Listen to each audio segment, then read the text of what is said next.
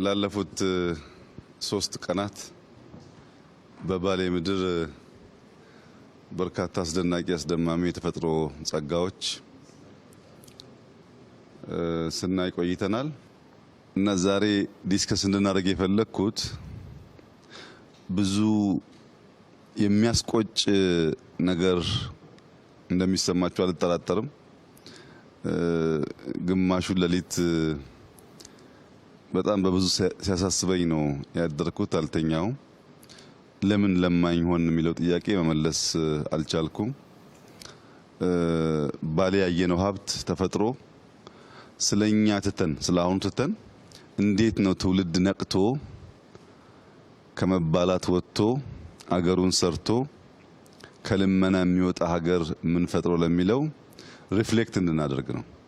ለፖለቲካ ለምናምን ሳይሆን በደንብ ከውስጣችን ኢትዮጵያውያን ነቅተው ሀገራቸውን ሰርተው ሌላ መርዳት ሲገባን እኛ ያለንበት ሁኔታና የተሰጠን ነገር አብሮ አይሄድም። 2-3 ሰው ጠይቄ ያለው ያው እንደምታውቁት ሁሉንም ዓለም የማየት እድል አግኝቻለሁ። በሁሉም ዓለም ሻል ያሉ የሚባሉ ነገሮች ለማየት እድል አግኝቻለሁ። እኔ አጋንኛው እንዳይሆን እየጠየቀ ያሉኝ ሰዎችም መሰል ሐሳብ ነው ያላቸው። እስካሁን በህይወት ዘመኔ እንደ ባሌ ያለ ምድር ሁሉም ነገር በአንድ ስፍራ ያለው አይቻላቅም። ኢትዮጵያም ውስጥ አፍሪካም ውስጥ የትም ዓለም ይሄ ተሰጥቶን ግን ልጆቻችን ጫማ የላቸው። ቤቶቻችን አይታችሁ ከሆነ በጣም ያሳዝናሉ። ለምን የሚለው ጥያቄ መልስ አላገኘሁለትምና ዲስከስ አድርገን ምናልባት ትውልድ ነቅቶ ተምሮ እኛ ያበላሸውን ነው ያላስተካከልነው ነገር አርቆ አርሞ ለነገይቱ ኢትዮጵያ ተስፋ እንዲሆነው የዛሬ ውይይታችን ኢንፎርማል ሆኖ ከዛ ኢንፎርማል ሐሳብ ውስጥ የሆነች ቁም ነገር በአንዳንድ ጀግና ሰው ጭንቅላት ውስጥ መልእክት ዘር ሆና ያቺ ዘር በቅላ አንድ ቀን በእኛ እድሜ ወይም ከኛ በኋላ በትውልድ ውስጥ የተሻለ ሀገር ለማየት የሚያስችል ነገር ይፈጥራል በሚል እምነት ነው። ዋና ኮርኮር ሐሳባችሁን ሪፍሌክት እንድታደርጉና ከዛ ኢትዮጵያውያን ተምረው ትውልድ ተምሮ ሰብሰብ ብሎ ባሌ እንዳያችሁት ለሁላችን ይበቃል። በጣም ሰፊ ቦታ ነው። ብናርሰው ብንሰራበት የሚያልቅ አይደለም። ካለንበት ሁኔታ ወጥተን እንዴት ነው ሀገር ሰርተን በጋራ ምን ኖረው የሚለውን ነገር ሲኒየር አመራሮች አላችሁ፣ ወጣቶች አላችሁ፣ ከተለያየ ፐርስፔክቲቭ የተሰማችሁን እውነተኛ ስሜት ሪፍሌክት በማድረግ ሌሎች ሰዎች ተምረው እንዲነቃቁ፣ እንዲሰሩ፣ እንዲበረቱ ሀገር ጥሎ መሰደድ ሳይሆን ወደ ሀገር መሰደድ ሀገርን ወደ ማወቅ እንዲመለሱ የሚያደርጉ ሀሳቦች እንደሚፈልቁ መተማመን ነው። ይሄን ውይይት እዚህ ጋር እንድናደርግ የፈለግነው ያው ሂስቶሪክ ስለሆነ እግረ መንገዱንም ትውልድ እንዲያዩ ነው። ያን ታሳቢ አድርጋችሁ የተሰማችሁን ስሜት መግለጽ ይላላችሁ። በመጀመሪያ ደረጃ ክቡር ጠቅላይ ሚኒስትር ይሄን እድል ስለሰጠን በጣም ነው የማመሰግነው። ይሄ ባሌን አውቀዋለሁ። ባሌን ግን የማውቀው ላዩን ነው። ብዙ ጊዜ ተመላልሼበታለሁ። ላለፉት 30 ዓመታት አውቀዋለሁ፣ ግን የማውቀው ላዩን ነው። አሁን ያለውን ሀብት በዚህ ደረጃ የመረዳት እድል አልነበረኝም። አንዳንዱን በወሬ እንደዚህ ያለ የሚል እንሰማለን፣ አንዳንዱን አሁን ግን ያለው ነገር ለባሌ ብቻ ሳይሆን ለኢትዮጵያም ለአፍሪካም የሚበቃ ሁሉም ነገር ያለበት ትልቅ ሀገር ነው ብዬ ወስዳለሁ። እንደተባለው ይህን አይነት ሀብት ይዘን 3 ነገሮች አሉ እኔ በጣም የሚቆጨኝ። አንደኛ የድህነት ጫፍ ያለበት ነው። መሰረተ ልማት የለም። ለህብረተሰብ መሰረታዊ የሚባሉ የሚያስፈልጉ ነገሮች አልተሰሩም። ሀብት ላይ ተቀምጦ የድህነት ጥግ የሚኖር ማህበረሰብ መሆኑ አንዱ እጅግ በጣም የሚቆጭ ነው። ሁለተኛው የሚቆጨው በቅርብ ሳውዲ ሄጄ ነበር። አመት አልሞላኝም። ብዙ ወጣት ኢትዮጵያኖች ከሚሰደዱባት ዞኖች አንዱ ባሌ ነው። ተሰደው ሄደው ገሚሱ ባህር ላይ ይቀራል። ህገወጥ በሆነ መንገድ ነው የሚሄደው። ገምሱ ደግሞ እዛ የሰው ቤት ያጥባል እና ግመል ይጠብቃል። ይህን የመሰለ ሀብት ትቶ በባህር እየሰጠመ ሰው ቤት እያገለገለ አስቸጋሪ በሆነ መንገድ ህይወቱን ያሳልፋል። ይሄ ግን እነዛንም አምጥቶ እዚህ ማስተዳደር የሚችል ሀብት ነው ያለው። ሶስተኛው ይሄን እያለን ይሄን ወደ ጎን ትተን እኛ በመጨቃጨቅና በመዋጋት ነው ጊዜያችንን የምናሳልፈው። እነዚህ በጣም የሚቆጩኝ ነገሮች ናቸው። ትላንትናም እየተንቀሳቀስን ስናይ ዝም ብለን እየተነጋገርንበት የነበረ ጉዳይ ነው። ይሄ አሁን የደረሰው ነገር ጅምር ነው ብዬ አምናለሁ። ገና ጅምር ነው። ብዙ ነገር ይኖራል። ይሄን በጅምር ያለ ነገር ከንትን ወተን ከጭቅጭቅ ከንትርክ ከመጋደልና ከመታኮስ ወተን ሙሉ አቅማችንን እንደዚህ አይነት ሀብትን ወደ ተጨባጭ ነገር የመቀየር ነገርና ከድህነትም ለመውጣት መጪው ትውልድ በአገሩ የሚኮራበት የሚኖርበት እኛ ተሰደን የምንኖርበት ሳይሆን ሌሎች መጥተው እዚህ የሚኖሩበት ሁኔታ ለመፍጠር በሰፊው መስራት አለበት ብዬ አምናለሁ። ከዚህ ውጭ ያለው ነገር በሙሉ ጥፋት ነው። አቅም አለ፣ ጭንቅላት አለ፣ ጉልበት አለ። የወጣት ሀገር ነው። ይሄ የወጣት ሀገር ወደዚህ ወደ ራሱን ሀብት አውጥቶ ወደ መጠቀም መምጣት አለበት ብዬ አምናለሁ። እድል ከተገኘም የኛን አይነት እድል ማግኘት በጣም ይከብዳል። ግን መጥቶ የሚያይበት ማየት የሚገባቸው መጥቶ የሚያዩበት ሚዲያዎችም ይህን ሀብትን የሚያስተዋውቁበት ሁኔታ መኖር አለበት እላለሁ። አሁንም መልሼ ማመስገን እፈልጋለሁ። ይሄ ትልቅ ሀብት ነው። ይሄ ትልቅ እድል ነው። ይሄን ትልቅ እድል በማግኘቴም እውነት ለመናገር በህይወት ኖሬ ይሄን በማግኘቴ በጣም እድለኛ ነኝ ብዬ ነው የማስበው። በጣም ደስ ብሎኛል። ትውልድም ይሄን ይዞ መሄድ አለበት ብዬ አምናለሁ። አመሰግናለሁ ክቡር ጠቅላይ ሚኒስትር። 3 ቀን ቆይታችን እዚህ መጀመሪያ ማንሳት የምፈልገው ይሄ ቲም የተደራጀበት ሁኔታ በራሱ ከዚህ በፊት ከነበረው ሁኔታ ለየት ያለ ነው።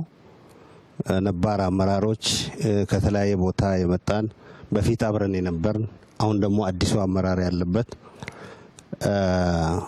ኮምቢኔሽኑ ጠለቅ ያለ መልእክት ሊሰጥ የሚችል የምናየውንም ነገር ሞር በፊት ከነበረው ሁኔታ ጋር ለማነጻጸር ትልቅ አጋጣሚ የፈጠረ ስለሆነ የቡድኑ ኮምቢኔሽን በጣም ማድነቅ እፈልጋለሁ። ከዛ በኋላ እንግዲህ ብዙ ስራዎች ብዙ ቦታ ላይ እንደተጀመሩ አውቃለሁኝ። ስለ ባሌ እያወራን ስለሆነ ቅድም አባዱላ እንዳለው ባሌ እንግዲህ በተደጋጋሚ በብዙ ሁኔታ መጥቻለሁኝ። እኔም ባሌን በዚህ መልኩ አይቻት አላቅም። ባሌን በዚህ መልኩ አይቻት አላቅም ስል ዛሬ የነበረው ትላንት የነበሩ ነገሮች ዛሬ ስለተቀየሩ አይደለም። ትላንት የነበረው መልክዓ ምድር ዛሬም አለ። ትላንት የነበረው የአየር ሁኔታ የአየር ጸባይ ዛሬም አለ። እነዚህ ታሪካዊ ሀብቶቻችን ትላንትም ነበሩ። ዛሬ ያየነው ባሌን ገልጸን ነው ያየነው። የተጀመሩ ስራዎች 3 ቀን ፈይቶብን ያየናቸው የተጀመሩ የልማት ስራዎች ባሌን ውስጥ የነበራትን እምቅ በተወሰነ ሁኔታ ገልጦ ለማየት እድል አግኝቻለሁ። ይሄ ዋናው ነገር ነው። ቅድም እርሶ ካነሱት ከድህነት ጋር ተያይዞም ያለንን ሀብትና ያለንን ፖቴንሻል አቅም ገልጦ የማየት አቅም ነው የነበረን ችግር። ዋናው ይሄ የሊደርሺፕ ችግር ነው። የሊደርሺፕ ሁኔታ ነው ብዬ ነው የምወስደው። ትላንት የነበረን ዛሬም ያለን ነገም የሚኖረን በደንብ ወደ ውስጥ ገልጠን ካየን ያለን ሀብት ለሀገራችን ይሆናል፣ ለባሌ ይሆናል፣ ለኦሮሚያ ይሆናል፣ ከዛ በላይ ደግሞ ለመላው ሀገራችን ይሆናል። ስለዚህ ዋናው ነገር ያለንን ነገር በቅጡ መገንዘብና መገንዘብ ብቻ ሳይሆን በዛ ላይ ተመስርቶ ወደ ስራ ወደ ውጤት ህዝቡ ተጠቃሚ እንዲሆን የማድረግ ቅድም ስለ ወጣቶች ተነስቷል። ወጣቶች ተጠቃሚ እንዲሆኑ የማድረግ እንደሰማሁት ይሄ አካባቢ ራሱ በሴፍትኔት ከዚህ በፊት የሚኖር አካባቢ ነው። አሁን በመሰረቱ ተቀይሯል። ግድቦች አይተናል። ሎጆች፣ የቱሪስት ቦታዎች ባሌ በፊትም የቱሪስት አካባቢ ነው። ግን ይሄ ሲጨመር ሊመጣ የሚችለውን ነገር በቀላሉ መገንዘብ ይቻላል።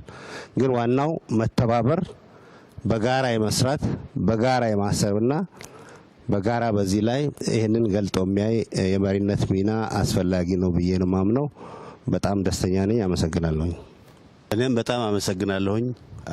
እኔ መጀመሪያ ወደዚህ እንደዚህ ጉብኝት እመጣለሁ ወይ ሲባል ምን ኤክስፔክት እንደማድረግ አላቅም ነበር እና ያው ማየት ፈልግ ስለነበር እሺ አልኩኝ። እዚህ ከመጣሁ በኋላ ያየሁት ነገር ፈጽሞ ከገመትኩት በላይ ነው። ይሄ እንደዚህ አይነት ሁኔታ አያለሁ ብዬ አልገመትኩም ነበር። አንደኛ ከድሮ የስራ ጓደኞቼ፣ የትግል ጓደኞቼ ጋር አብረን ብዙ ጊዜ እንድናሳልፍ እድል አገኘሁ። ከረጅም ጊዜ በኋላ ባዱላን፣ አቶ ግርማን፣ እነ አቶ ጂነዲንን፣ ኩማን አላገኘኋቸውም ነበር። አሁን ሽመልስ አብሮን እያለ ብዙ ነገር እንድናወራ፣ ብዙ ነገር እንድናገር እድል ከፍቶልናል። በጣም ነው ደስ ያለኝ። ከዛ በላይ ግን ባሌ እኔም በወሬ አውቀዋለሁ ማለት እንደነ አባዱላ እንደነ ወርቅነህ አልተመላለስኩም። መከላከያ ያለሁ የተወሰኑ ቦታዎች ይመጣ ነበር። የዚህን ያክል ስፋት፣ የዚህን ያክል የመሬት ልማት፣ የዚህን ያክል የውሃ ብዛት፣ የዚህን ያክል ኢኮሎጂካል ዲፈረንስ ያለው አካባቢ ማንኛውንም ነገር ለመስራት የሚያስችል የተመቸ ሁኔታ ያለ መሆኑን አላቅም ነበር። የሶፍ ዑመር ዋሻ ሰማለሁ በወሬ 15-20 ኪሎ ሜትር ርቀት ያለው የዋሻ ውስጥ ሰፈር እንዳለ ግን አላቅም ነበር። የተወሰነ ዋሻ ነበር የሚመስለኝ። አሁን ደግሞ አደረጃጀቱና ስርዓቱ ለወደፊትም እየቀጠለ ይሄዳል። ግን በጣም በሚመች መንገድ እየተዘጋጀ ያለ መሆኑን ነው ያየሁት።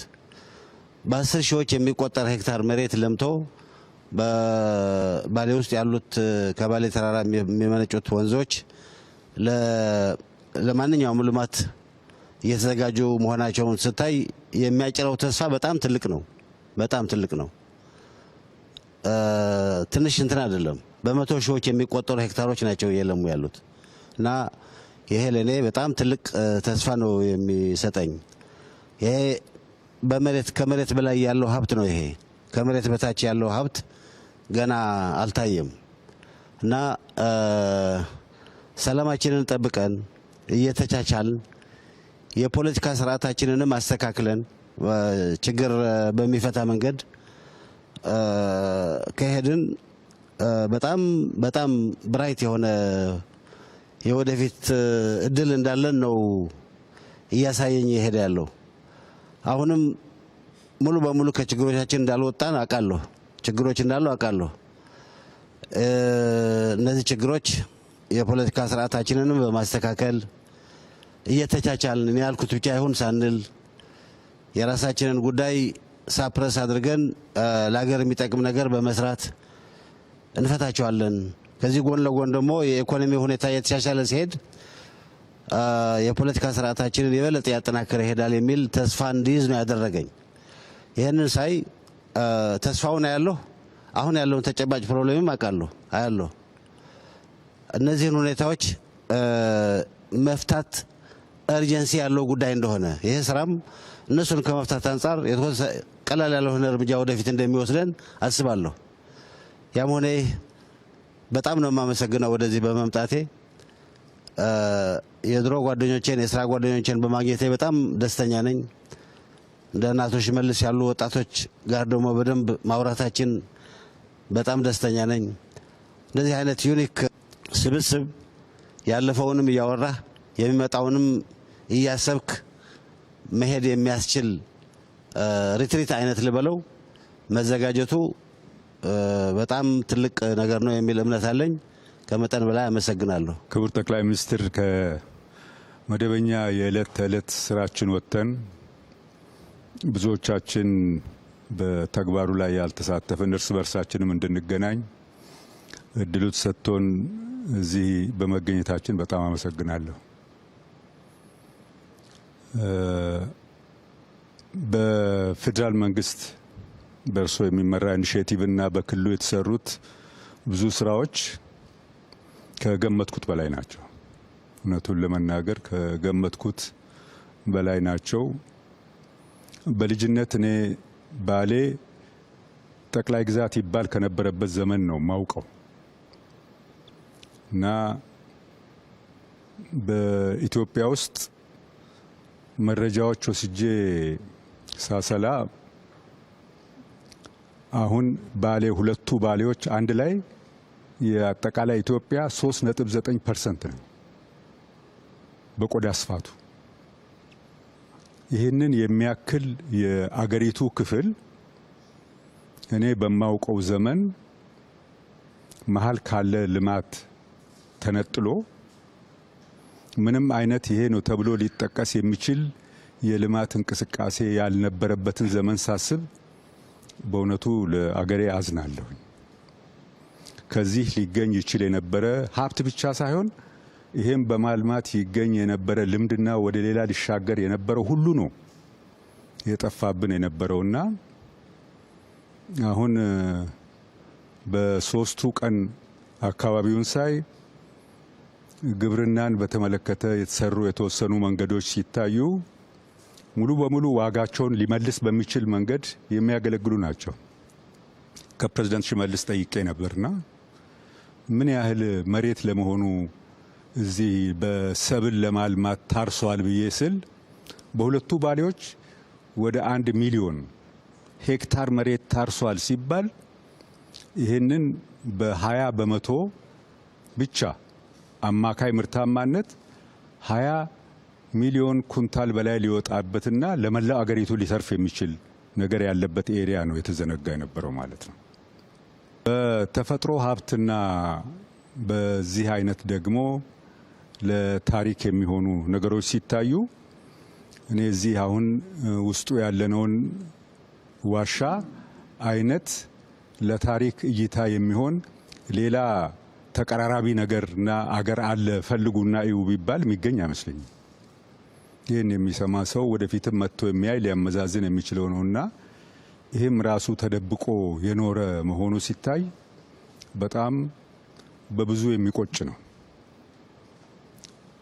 ይሄ ብቻ ሳይሆን ደኑም የመሬት አቀማመጡም ሌሎች የዱር እንስሳትን ብንመለከት በዚህ ሁለቱ ዞኖች ከ360 ሺህ ሄክታር መሬት በላይ ለዱር አራዊት መመደብ መቻል ከፍተኛ ደግነት ነው። ለአገር ከፍተኛ ደግነት ነው። ለአካባቢው ብቻ ሳይሆን ለቀረው ዓለምና ሕዝብ የሚሆን ነገር ያለበት ቦታ ስለሆነ የተሰራውን የተወሰነ ነገር ሳይ ይሄ ዞንና ይሄ አካባቢ የተደረገለት ነገር ምን ያህል ነው ካለው አለኝታና መጠን ጋር ብዬ ሳስብ ገና ብዙ የሚቀር ነው። ያየነው የመሬት ከፍታ፣ ደን፣ የተለያዩ ለታሪክ የሚሆኑ አካባቢዎች ሲታይ ገና ነው። ግን ይህንን ለማየት የሚችል እይታ እና ለመፈጸም የሚችል አቅም መፈጠሩን ሳይ ግን በእጅጉ ኮራለሁ። እኔ በጣም ደስ ብሎኛል። እድሉም በመገኘቱ ቅድም ጀነራል ጻድቃን እንዳለው እኛ ከዚህ ቀደም አብረን ልንውል የማንችል ሰዎች የተሰባሰብንበት በአንድ ቦታ ለ3 ቀን ያህል ሀሳብ የተቀያየርንበት መሆኑን በጣም አስደስቶኛል። በድጋሚ አመሰግናለሁ። ክቡር ጠቅላይ ሚኒስትር፣ እዚህ በመምጣታችን ሁለት ነገር ነው የተሰማኝ። በአንድ በኩል በስም ስናቅ የነበረው በስም አውቃለሁ ከብዙ ጊዜ ጀምሮ የሶፍ ዑመር ዋሻ ተገልጾ ግን ያለው ፖቴንሻል ማየቱ በአንድ በኩል ደስታ፣ ተስፋን ይፈጥራል። በሌላ በኩል ደግሞ ቁጭትን ነው የሚፈጥረው። ያለው ለልማት ያለው ፖቴንሻል የውሃ፣ የአፈር፣ የዚህ የታሪካዊ አካባቢዎችን ከጠበቅኩት በላይ ባለው ሁኔታ እየተሰሩ ያሉ ቦታውን ወደ ፖቴንሻሉ ወደ ተግባራዊ ለመቀየር እየተደረገው ያለው የፕሮጀክት አፈጻጸም እጅግ በጣም ነው ያስገረመኝና ተስፋ ፖቴንሻሉን ማየት ኢኳሊ ደግሞ ሪሊ በጣም ነው የሚቆጨው። እንዴት እህል ስንነ የለምን መኖራችን በጣም ነው የሚቆጨኝ። በአጋጣሚ በክልሉም ለተወሰነ ጊዜ ሰርቻለሁ ኃላፊነት ላይ ሆኜ የአገሪቱንም ሁኔታ አውቃለሁ። ባለፉት የተወሰኑ ዓመታት ደግሞ ወጣ ብዬ የሌሎችንም አገሮች የልማት ሁኔታ እከታተላለሁ። በእውነቱ የኢትዮጵያን ያህል ተስፋ ያለው በሶስት ጉዳዮች አንዱ ውሃ አለ፣ አፈሩ አለ፣ ለእርሻ የሚሆን ወጣት አለን። የጎደሉን ነገሮች ሁለት ናቸው። ተደጋግሞ እርሶም ሲያነሱት እንደነበረው አንዱ የፖለቲካ ሁኔታችንን የሚስተካከልበት ልዩነት ሊኖር ይችላል። ከድህነት ልንወጣ የምንችልበትም የሚኒመም ጉዳይ ላይ ለመስማማት የማያስችል ምክንያት ራሽናሉ ለማግኘት ያስቸግራል። ስለዚህ እነዚህ ነገሮች ከተስተካከሉ እና መጨረሻ ላይ ደግሞ ትናንትና የወልመን የውሃ ፕሮጀክት ሲያስመርቁ የተናገሩት አንድ ብዙ ጊዜ እርስዎ የሚናገሩት ፕሮጀክቶች የሚሰሩት ለሚቀጥሉ 10-20 ዓመት አይደለም። ነገር ግን ለራሴ እንደምኖርበት ለራሴ ተብሎ መስራት መቻሉን የፕሮጀክቶቻችንን እድሜ እንዲራዘሙ የማድረግ ጥራታቸው እንዲጠናከሩ ለማድረግ ያስተላለፉት መልእክት በጣም ደስ ብሎኛል እና በዚህ አጋጣሚ እዚህ የተገኙትን ወጣቶች እንደኛ ለጡረታ ወጥተን ላለኑም ሰዎች አንድ ላይ ማገናኘት መቻሎ በድጋሚ በጣም አመሰግናለሁ። ቴንኪዩ። ክቡር ጠቅላይ ሚኒስትር በጣም አመሰግናለሁ። እኔም ይህን እድል በማግኘቴ ትልቁ እድል የተለያዩ ሰዎች በተለያየ ጄኔሬሽን ያለን ሰዎች አንድ ላይ መምጣት እና ከርሶም ጋራ በግንባር ተያይተን የመነጋገር ነገር ነው። ትልቅ እድል ነው ይሄ። ስለ ባሌ ብዙ ብለውታል። እንደርሶ ያ ተራራ ላይ ወጥቶ መላ ቪውን አይቶ አንደርስታንድ የማድረግ እጥረት ቢኖርም ይሄንን አካባቢ በጣም አውቀዋለሁ። ይሄ የሙዳ አካባቢ ነው። ከድሬ ሼከና ሁሴን ጋራ የሚገናኝ ነው። ታሪኩንም አውቀዋለሁ። የዚህ ዋሻ ጂኦሎጂካል አፈጣጠርም ጭምር በጥናትም አውቀዋለሁ። እዚህ ሶፍ ዑመር መንደር የምትባል ነበረች ገበያ በሳምንት የምትቀመጥ። ለዛ አካባቢ ውሃ ለማጥናት በ1978 ጁኒየር ጂኦሎጂስት ሆኜ የመጣሁበት ጊዜ አስታውሳለሁ። እና ይሄ በጣም ድንቅ የሆነ አካባቢ ከአግሮ ኢኮሎጂውም ከሂስትሪም እንደዚሁም ደግሞ ከቱሪዝም ፖቴንሻል አንጻር ቅድም እንደተባለው የማዕድን ሀብታችን ጭምር በዚህ ዙሪያ ከሳነቴ ተራራ ጀምሮ እስከታች በደቡብ ምዕራብ እስከ ገናሌ ወንዝ በዚህ በኩል ደግሞ እስከ ድሬ ሼክ ሁሴን ወደ ሀረርጌ የሚዋሰነው ኤሪያ በሙሉ የዋቤ ወንዝ ተከትሎ የማዕድን ፖቴንሻሎች አሉ። ነገር ግን ይህ ነው የሚባል ለምሳሌ እንደ ትግራይ እንደ ወለጋ እንደ ሻኪሶ ኤሪያ በማዕድን ሀብታችን የተሻለ ጥናት እንደተሰራው እዚህ አካባቢ አልተሰራም። ስለዚህ ይሄ ኢንተርቬንሽን በእርሶ መሪነት የመጣው የባለሙያውንም የአመራሩንም የሀገሪቱንም ሕዝብ አይን የሚገልጽ ነው። ይሄ ትልቅ ነገር ነው። ፖቴንሻሉ ኢሜንስ ነው። በጣም ግዙፍ ነው። የማደግ እድላችን በእጃችን ነው ያለው። ስለ ትራንስፎርሜሽን ማውራት ከጀመርን ፕሮባብሊ 20 ዓመት ይሆናል። ነገር ግን ተጨባጭ ነገር መስራት አቅቶን ተጠላልፈን ቁጭ ብለናል። ስልጣንን ማዕከል በማድረግ ቁጭ ብለናል። ነገር ግን ልማት እናምጣ ከተባለ የልማት እድሉ አለ። የምንማረው ከብዙ ሀገሮች ከቻይናን ሳውዝ ኢስት ኤዥያን ጭምር ከብዙ ሀገሮች የመማር እድሉ አለ። ቴክኖሎጂ እየገባ ነው። በርሶ መሪነት ይህ የዲጂታላይዜሽን ዘመን የመስፈኑ ጉዳይ በቀላሉ የሚታይ ሰው ፎር ግራንትድ ይወስዳል። እኔ ግን እንደዛ አላየው። በጣም ነው የሚገርመኝ። ነዳጅ ስንቀዳ ድሮ በጣም እንቸገር ነበር። በጣም ብዙ ለውጦች አሉ። ግን ኩሙሌቲቭሊ ኦቨርአርቺንግ ቪውን አስቦ የማየቱ ጉዳይ በጣም ትልቅ ነገር ነውና አሁን ሱፊያን ያለው ላይ ትንሽ ነገር ለመጨመር የኛ ሀገር ፖቴንሻል ያለው ልክ ሎ ሃንጊንግ ፍሩት እንደሚባለው እርሻ ላይ ነው። የመጀመሪያው እርሻው አልተበላም። አፈሩንና ውሃን ማገናኘት ተጀምሯል። ዌልመን ላይ ትላንትና እርሶ እንዳስመረቁት ፕሮጀክት የምናየው የመጀመሪያው ትልቁ ኢሪጌሽን ነው የሚመስለኝ። አላቅም ሌላ ቦታ እኔ ሚስ ያደረኩት ካለ አላቅም እንጂ በ10 ሺዎች የሚቆጠር ሄክታር መሬት ከአንድ ሶርስ የማልማት አቅም ተጀምሯል። ይሄ በብዙ 10 ሺዎች የሚቆጠሩ ሄክታር መሬቶችን የማልማት አቅማችን ትልቅ ነው። ኤክስፖርት ለማድረግ እድላችን ይጨምራል ማለት ነው።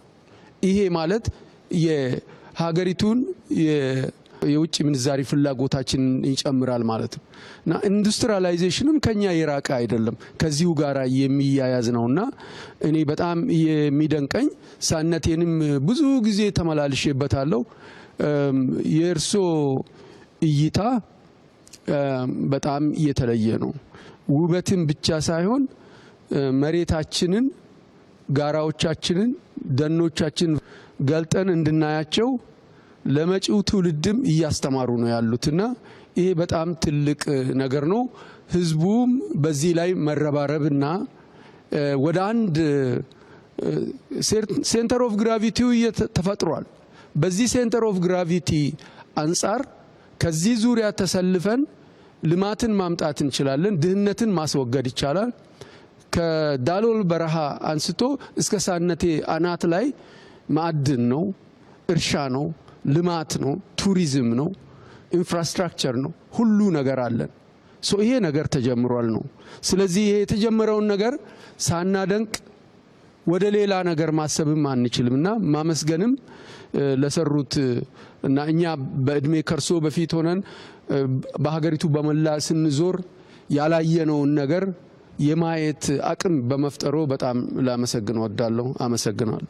እሺ፣ አመሰግናለሁ ክቡር ጠቅላይ ሚኒስትር። እኔም ከባሌ አንዱ የገባኝ ምን ያክል በተቃርኖ የተሞላን መሆናችንን የሚያሳይ ነገር አለው። የባሌም ብቻውን ወስዶ ኢትዮጵያን በሙሉ መቀለብ ከኢትዮጵያ ደግሞ የሚትረፈረፍ ሀብትን ለሌሎች ጉዳዮች ማዋል የሚቻልበት አቅም እንዳለ አየን። በሌላ በኩል ደግሞ እዚሁ ትላንትና በመረቅነው ፕሮጀክት የዚህ አይነት ጸጋ የተረፈረፈ ጸጋ ላይ የተቀመጠ ሀገር እና አካባቢ አንዱ ገጽታው ሴፍትኔት ለዘመናት ያገኝ የነበረ መሆኑን አየን። ነካ ነካ አድርጎ በአጠገቡ ውሃ በማድረስ ወደ ብልጽግና መሄድ ይችል የነበረ ማህበረሰብ በእርዳታ እህል ለዘመናት እንዲኖር ማድረጋችንን አየን። ከዚህ ወስደን ኢትዮጵያ ውስጥ የምንዋደቀው ለምን ነበረ? የምንዋደቅበት ስፍራ የት ነበረ? ለስልጣን የሞትንበት የታገልንበት አሁንም ግማሹ ጫካ ቢገባበት ምክንያት ምን ልንሰራበት ነበር ታዲያ የሚያስብል ነገር ያስነሳል። የባሌ ምን ከመጣሁበት አካባቢ ጋር የሚገናኝ ከእምነትም ጋር የሚያዝ ትስስር ስላለው ከአናጂና ጋር ተያይዞ ስለ ባሌ አውቃለሁ። አሁንም ያለሁበት አካባቢ ጋር ያሉ ከዱቄት ከምናም ጋር የሚያያዙ ስንዴ ከዚህ ወደዛ እንደሚሄድ አውቃለሁ። ስንዴ ያመርታል። ከዛ የተረፈው የባሌ ተራራዎች የሚባል በቀይ ቀበሮ ነው የምናውቀው። ከዚህ ያለፈ ግን ይሄ አካባቢ በእንደዚህ አይነት ጸጋ የተትረፈረፈ መሆኑን አናቅም። አሁን ባለፈው ከኢትዮጵያ ደቡባዊ ምዕራብ አካባቢ ያለውን ጸጋ በመግለጥ ምን እንዳለን ለማየት ሞክረናል። ባለፉት ሰሞን ደግሞ ምስራቁ አካባቢ ላይ ያለውን ከፈት አድርጎ ለማየት ተሞክሯል። አሁን የዚህ የባሌን እያየን ያለ ነው። ይሄን ወስደን የእጥረት ያባላል፣ ያጋጫል፣ ያነጫንጫል። ኢትዮጵያ ውስጥ ግን ጸጋ መትረፍረፍ ነው። ለሁሉም ለኛ በቅቶ ለሌሎች የሚተርፍ ጸጋ ኖሮን የምንጋጭበት ምክንያት እሱ ላይ ተኝተንም ሌላ የምናማትርበት ምክንያት ምን ጋርዶን ነው የሚያስብል ነገር ያሳያል። የተፈጥሮ ነፍጥ አይተናል። በትላንትና ወዲያም ስንነዳ የዱር እንስሳት አጠገባቸው እየነዳን ስንሄድ ከማህበረሰቡ ጋር ተላምደው ተዋደው የሚኖሩበት ሁኔታ አይተናል። ተፈጥሮን አርቆ ከተፈጥሮ ታርቆ መኖር የሚቻልበት ባህል እንዳለ አይተናል። በአንድ ወቅት ደቡብ ያለው አንድ አውሮፓ ሀገር ላይ ሄደን 1 ሰዓት ከ20 ያክል ደቂቃ ነተን አንዲት ትልቅ ዛፍ ናት የምትባል እድሜዋ ተነግሮን የስንት መቶ እንደሆነች እሷ ስር ምሳ ተበልቶ ፎቶግራፍ ተነስተን 1-2 ሰዎች ዛፏን እንዲያቅፉ ተደርጎ እንዴት ትልቅ እንደሆነች ለማየት ሞክረናል። ባለፉት 3 ቀናት ባየነው በዚህ በባሌ ግን እንደዛ አይነት ዛፎች ያንዳቸው ቅርንጫፍ ሌላውን ጠላልፎ በውስጡ ማለፍ የማይቻልበት ማህበረሰብ ፈጥረው እናያለን። ለሌላው አንድ የሚያያት ነገር ብርቅ ነገር እሷን አዋዶ ወዶ አድንቆ መሸጥ የሚቻልበት ነገር እያለ እኛ ራሳችንን ለማወቅም ለመፈለግ ያወቅነውን ማድነቅም ለመፈለግ እሱን ለማልማትም ያልፈለግንበት ምክንያት የትኛውን ኢትዮጵያ ነበር ታዲያ የወደድናት የሚያስብል ጥያቄ ያስነሳል። ይሄን ካየን የድህነታችን በውሳኔያችንና በፈቃዳችን ላያችን ላይ የጫነው እንደነበር የሚያሳይ ነገር አለው። በዚህ ብቻ አይደለም። የባሌ አሁን ያየነው በበርካታ የሀገራችን አካባቢዎች ላይ ኢትዮጵያን ገልበጥ አድርጎ ማየት አዲስ አበባ ራሱን ጨምሮ የገጠር ነዋሪዎችን ጨምሮ የምናይበት መንገድ ከተለመደ ወጣ ባለ መንገድ ማየት የሚቻል አዲስ እይታ ያለው መሪ መኖር ያመጣው ለውጥ መሆኑን እናያለን። ይህን ደግሞ የዛሬ 50 የዛሬ 100 ዓመት ጀምረ ነው ቢሆን ኖሮ አሁን በአጭር ጊዜ ውስጥ እርዳታ እንጀምር ተብሎ ፕራይም ሚኒስትሩ ኢንትሮዱስ ከሚያደርጉት ተስፋ ጋር ተያይዞ ድሮኑ እርዳታ መስጠት ምንችል ሀገር መሆን እንችል ነበር። ከዚህ ሀገር ሰው የሚወጣበት ሳይሆን ዓለም ያውም ከተሰጠን የአየር ሁኔታ የአየር ጸባይ ሁኔታ ጋር ተያይዞ ዓለም ኢትዮጵያ ውስጥ እየጎረፈ መኖር የሚችልበትን ሀገር ማድረግ እንችል ነበር። ከዚህ ጋር ተያይዞ አሁን የተፈጠረው አዲስ ለውጥ አዲስ እይታ የት ነበርንም ያስብላል፣ የት መድረስ እንደምንችልም ግን ያመላክታል። በዚህ ረገድ በተለየ መንገድ ሀገራችን እንድናቅ የጀመርንበት ሁኔታ ተስፋ ሰጪ መሆኑ ለዚህም የፕራይም ሚኒስትሩ የወሰዱት እይታም አቅምም አተያይም በጣም ጉልህ መሆኑ እድለኛ ነው ያደርገናል። አሁን እኛ የተጀመሩ ስራዎችን ጨርሰን አናቅም። ግን የተጀመሩት ስራዎች ታይተው ተረግጠው ታቅደው በጠቅላይ ሚኒስትሩ እየተብራሩ ሄደን ያየነው እነሱንም ለማየት ግን ሄደን ትንሽ ስራ ፖይዞን ደክሞናል። ከመጀመሪያው አስቦ አይቶ አቅዶ ሰው አስተባብሮ እያንዳንዱን ፕሮጀክት ደግሞ እዚህ ብቻ አይደለም በምስራቅም በምዕራብም በደቡብ ምዕራብም በደቡብ ምስራቅም ያለውን ደግሞ በዚህ መንገድ ካየነው የምንወጣበት ከፍታ ትልቅ እንደሆነ ያሳያል። የነበርንበት ዘመን ግን በውሳኔያችን ድህነት ውስጥ እንድኖር በውሳኔያችን ተርፎን እያለ ግን የተነጫነችን እንኖር የሆነበት ምክንያት የባከነ ጊዜ ነው ብለን መቆጨትና ለቀሪው ግን ቢያንስ አሁን በቀረችን ጊዜ ያለችንን አቅም ሁሉም ሰው የሚሰራውን ላለማደናቀፍ ቢያንስ ለማገዝ ማገዝ ካልተቻለም ላለማደናቀፍ መወሰን ከቻለን የባለፈውን ጊዜ ማካካስ የሚቻልበት እድል እንዳለን ማየት ይቻላል። የዚህ አካል በመሆኔም ትልቅ እድለኛ ነኝ። አመሰግናለሁ። በጣም አመሰግናለሁ። 3 ነገሮች ላይ ማተኮር ፈልጋለሁ። መጀመሪያ ምን እንደተሰማኝ የዚህ ክፍለ ሀገር ተወላጅ ነኝ። እዚህ ክፍለ ሀገር ተወላጅ እንደመሆኔ እዚህ እንደማደጌ አሁን ይሄን ሳይ ምን ተሰማኝ የሚለውን ነገር ማንሳት ፈልጋለሁ። ትላንት ያየነው ሀረና ብሉቅ አባቴ ታላቅ ወንድሜ ትግል ያደረጉበት እኔ ከብት የጠበቅኩበት ቦታ ነው። የባሌ ደኖች የነጻነት ተዋጊዎችን ሽፋን በመስጠት ብዙ ዘፈኖች አሉ። እንደ አንድ ትግል አካል ነው የሚቆጠሩት እና ስናድግ ከዚህ ጋር ነው ያደግነው። አሁን ምን ተቀየረ ነው ወደዛ ነው የሚሄደው። ጠቅላይ ሚኒስትሩ ለጠየቁት ጥያቄ የሁሉ ሀብት ያለ ለምንድን ነው ያላደግነው የሚለው ከውጪ ስንገባ አግኝተውን በ2 ሳምንት መሰለኝ እንደገና ጠርተውን ቪዲዮ አሳዩንና አዲስ አበባን እንደዚህ አድርጌ መቀየር ፈልጋለሁ አሉ። ከዛ ሸራተን ሄደን ገመገምንኛ ከመሪዎቻችን ጋር። እኛ የምናውቀው ፖለቲካ ነው፣ ስለ ፖለቲካ ነው። ጠቅላይ ሚኒስትሩ ከኛ ጋር ፖለቲካ አላወሩም፣ ስለ እድገት አወሩ።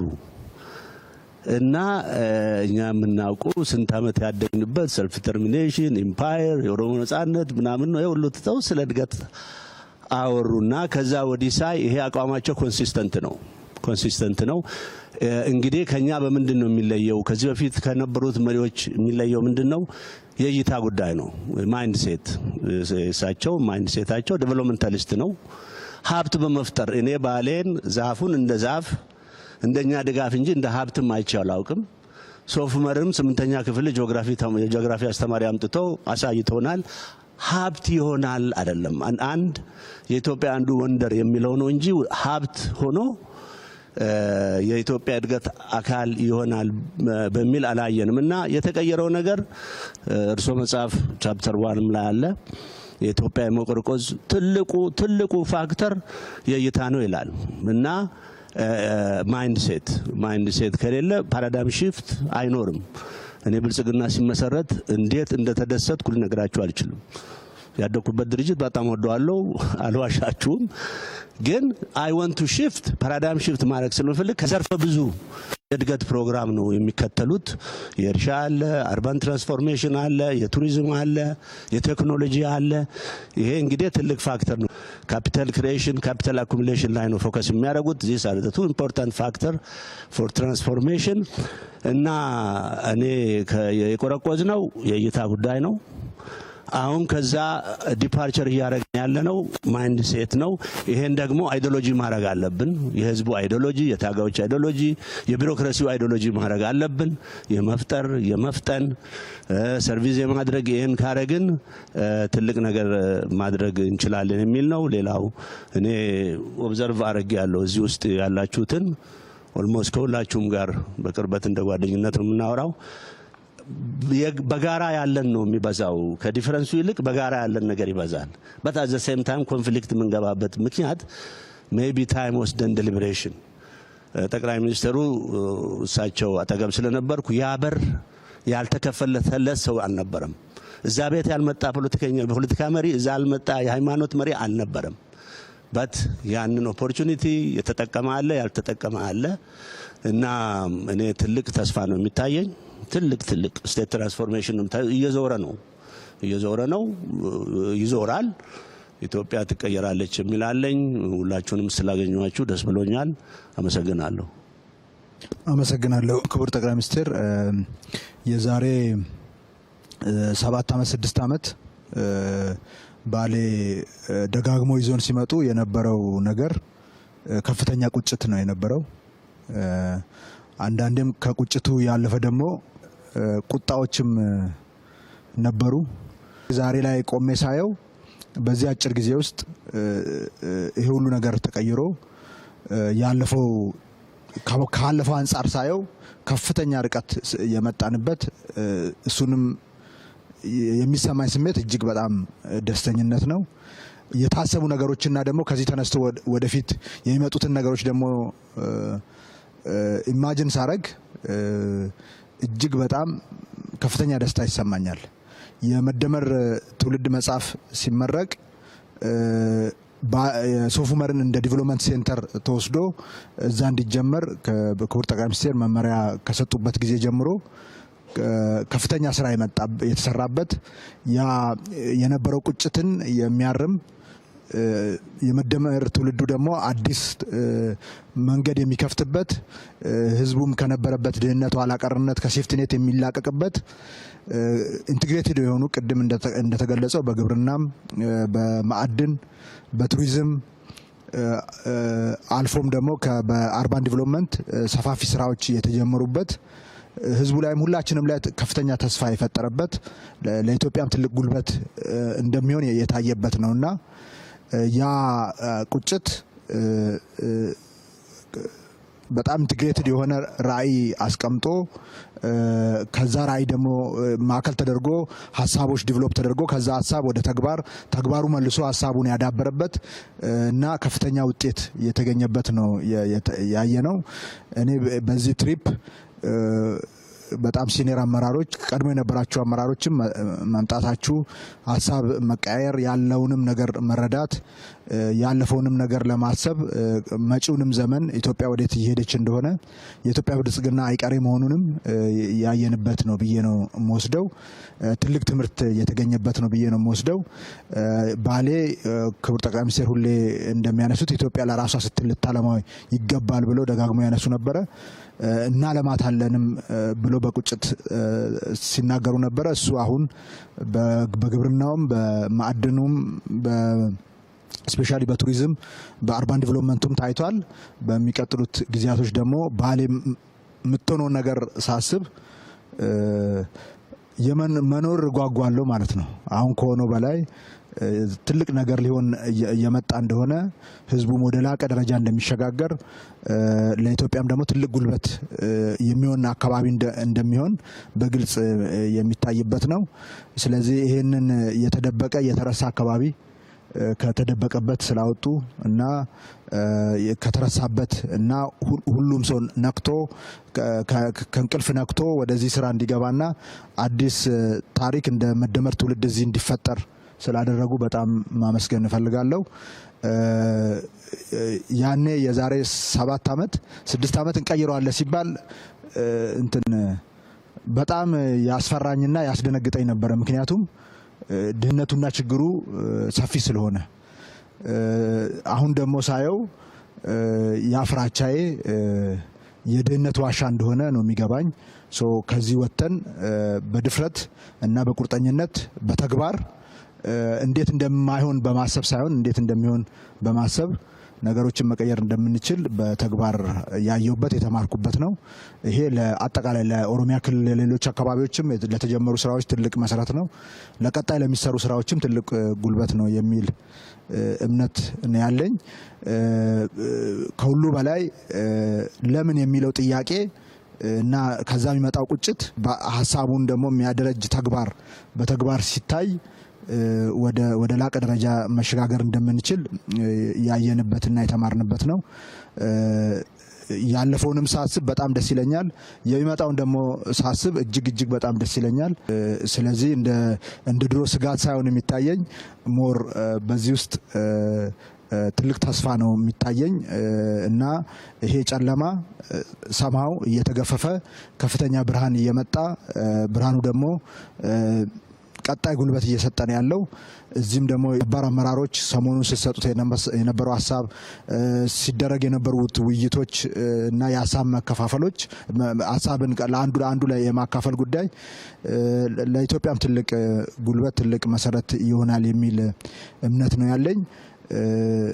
እውነት ለመናገር በዚህ አጭር ጊዜ ውስጥ እንደዚህ አይነት ኢንቫይሮንመንት ተፈጥሮ ይሄ ሁሉ ሰው መጥቶ እዚህ አድሮ ተነጋግሮ ተወያይቶ እንደዚህ አይነት ነገር ማየት በመቻሌ በጣም ነው ደስ ያለኝ።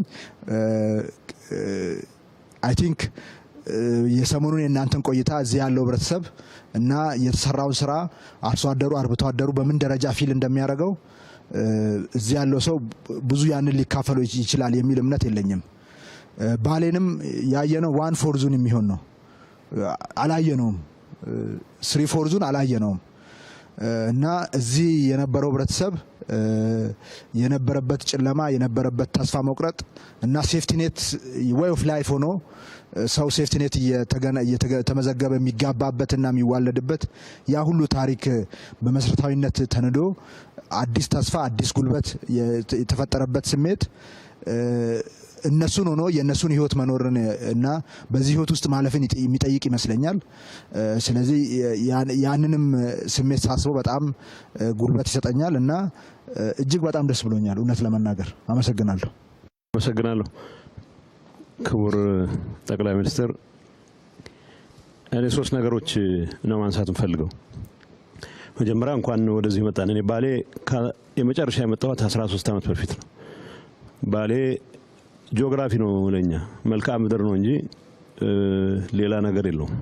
ደርሼ መጥቻለሁ። ቢያንስ ያኔ መንገድ ለመመረቅ ነበር የተመጣው። በስንት ዘመን የተሰራች አንድ መንገድ ብቸኛ መንገድ ነበረች። በሄሊኮፕተር ሄድኩት። በጣም ሀብታም ምድር መሆኑን የሚያጠራጥር ነገር አልነበረው። እንዲህን አትሊስት ሀብት ለመጠቀም እንኳን መንገድ ቀደም ብሎ መስራት እንዴት አልታያቸውም ብዬ ጠይቅ ነበረ። ያኔ እንኳን ያልኩት ለመዝረፍ ነበረ፣ ግን መዝረፍ የሚለው ቃል ትንሽ ከወድ ስለሚል ነው።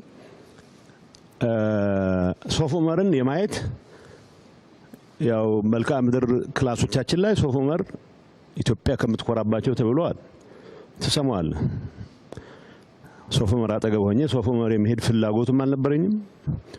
ብፈልግም ኖሮ ኢንፍራስትራክቸሩ አልነበረም። በጣም መንቻካ ፈረንጆች ማየት አለብን ብሎ ከሚመጡት በስተቀር እዚህ ጋር የሚባል እንቅስቃሴ የለም። የመጀመሪያው ትኩረቴ እንኳንም አጋጣሚው ተፈጥሮ ወደ ሶፍ ዑመር ለመምጣት ሶፍ ዑመርን ቅድም ጻድቃንም እንዳነሳው መልክዓ ምድር ብቻ ሳይሆን ታሪክም እንደሆነ ለማየት እድሉ እንኳን ገጠመኝ ይላል። ሶፍ ዑመር እንዳልኩ ዋሻ እቺ ፎቶ ላይ የምናያት ነገር ብቻ ነች እንጂ ውስጥ ገብተህ ይሄን ያክል ረጅም ርቀት ያለው ሰብተራኒያን ዓለም እንደሆነ እንግዲህ ባሌ አካባቢ መልክዓ ምድር ተራሮች አሉት። ቅድም እነ ጁነዲን ሲያነሷቸው የነበሩ እኔም ትልቁ ፒክ ላይ ፎቶ ለመነሳት ጭምር የቻልኩበት ነው። በታሪክ ምን ሰማይ ነበረ፣ በወሬ ምን ሰማይ ነበረ። ከመልክዓ ምድርነት ባለፈ ሰውን አታስታውስም፣ ታሪኩን አታስታውስም። ስለዚህ ተጨማሪ ታሪኮችን ማየት የምንችልበት እድል ስለተፈጠረ በጣም ጥሩ አጋጣሚ ነው የሚል እምነት አለኝ። ሶፍ ዑመር መልክዓ ምድር ብቻ ግን አይደለም። ባሌ ያሉት ተራሮች መልክዓ ምድር ብቻ አይደሉም። ውብ የመሆናቸውን ያክል ብዙ እንስሳት መያዛቸውን ያክል ታሪክም ናቸው። ይህ አካባቢ ለምሳሌ የኢትዮጵያ ኢንተግራል የመልክዓ ምድር አካል ነው። ሶፍ ዑመር ይኮራበታል። ሰሜን ማነው የባሌ ማውንቴንስ ይኮራባቸዋል። ግን ደግሞ እዚህ አካባቢ ከ1000 ዓመት በፊት ጀምሮ ከሙሉ ዓለም የተሰባሰቡ የእስልምና ምሁራን ትምህርት ይቀስሙበት የነበረ አካባቢ መሆኑን ማንም ሰው አስታውሶ አያውቅም። የታሪካችን አካል አድርገንም ተንትነነው አናውቅም። በጂኦግራፊ የምንኮራውን ያክል ታሪኩም አካላችን ነው ብለን አስበን የምንችልበት አጋጣሚ ነበር ወይ? ቅድም እንደተነሳው ለጂኦግራፊ ያለን ፍቅር ኢትዮጵያም ሆነ ሂማሊያስ ሆነ ብዙ ላይቀየር ይችላል። እዛ ውስጥ ያለው ታሪክ ግን የኛም ታሪክ አካል ነው ብለን ባሰብን ቁጥር ነው የበለጠ አታችመንታችን የሚጠነክረውና ከመልክዓ ምድር ወጥተን ታሪኩንም ጭምር ለማየት አጋጣሚ ስለፈጠረ ከሶፍ ዑመር ጀመርን እንጂ ያየናቸው አካባቢዎች ውስጣቸው ብዙ ታሪክ ያዘሉ ናቸው። ይሄንንም ለማየት እድሉ ስለገጠመን አይ ቲንክ ጥሩ አጋጣሚ ነው የሚል እምነት አለኝ። ከሌሎች ጋር መገናኘት እኔም ያስደስተኛል። ቅድም አባዱላ ሲያነሳ ተመላልሻለሁ ይላል። ጁነዲንም ተመላልሽ ሁሉም እዚህ ይኖሩ ነበረ። ለምንድን ነው መሰረተ ልማት ማስፋፋት ያልቻል ነው የሚለው ጥያቄ ተመልሰ ስታየው ምናልባት የእንቁላልና የጫጩት የዶሮ ፕሮብሌም ጉዳይ ነው። ሰላምን ልማት ነው የሚያመጣው ወይስ ልማት ነው ሰላምን የሚያመጣው?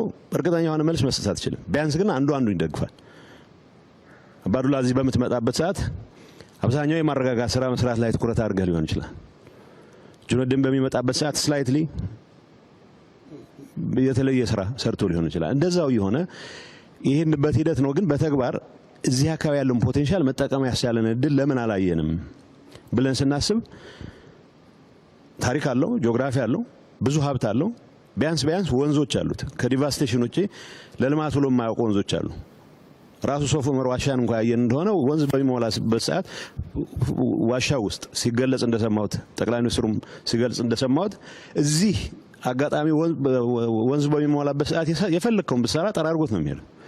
እንደዚህ አይነቱ ኢንፍራስትራክቸሮች እንኳን ለመስራት የማያስችል ተፈጥሮ እዳ የሚሆንበት ሁኔታ ወደ ሀብት እንዴት እንቀይረዋለን የሚለው ነገር መታሰብ መቻል አለበት። መሬቱ እያለ ህዝቡ እያለ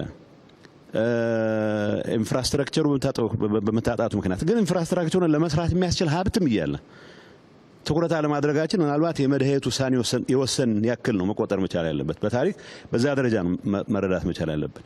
እዚህ ያለውን ሀብት ተጠቅመን ህዝቡ የተረጋጋ ኑሮ እንዲኖር ብቻ ሳይሆን ከሴፍቲኔት ወጥቶ እጁ ውስጥ ባለው ሀብት ሌሎችንም ማገዝ የሚያስችለው ከምንም ነገር በላይ ግን ይሄን አካባቢ ሁሉም ነገር ባሟላ መልኩ ፉሊ ትራንስፎርም ማድረግ የሚያስችለው አቅም መፍጠር እንችላለን የሚል ነው።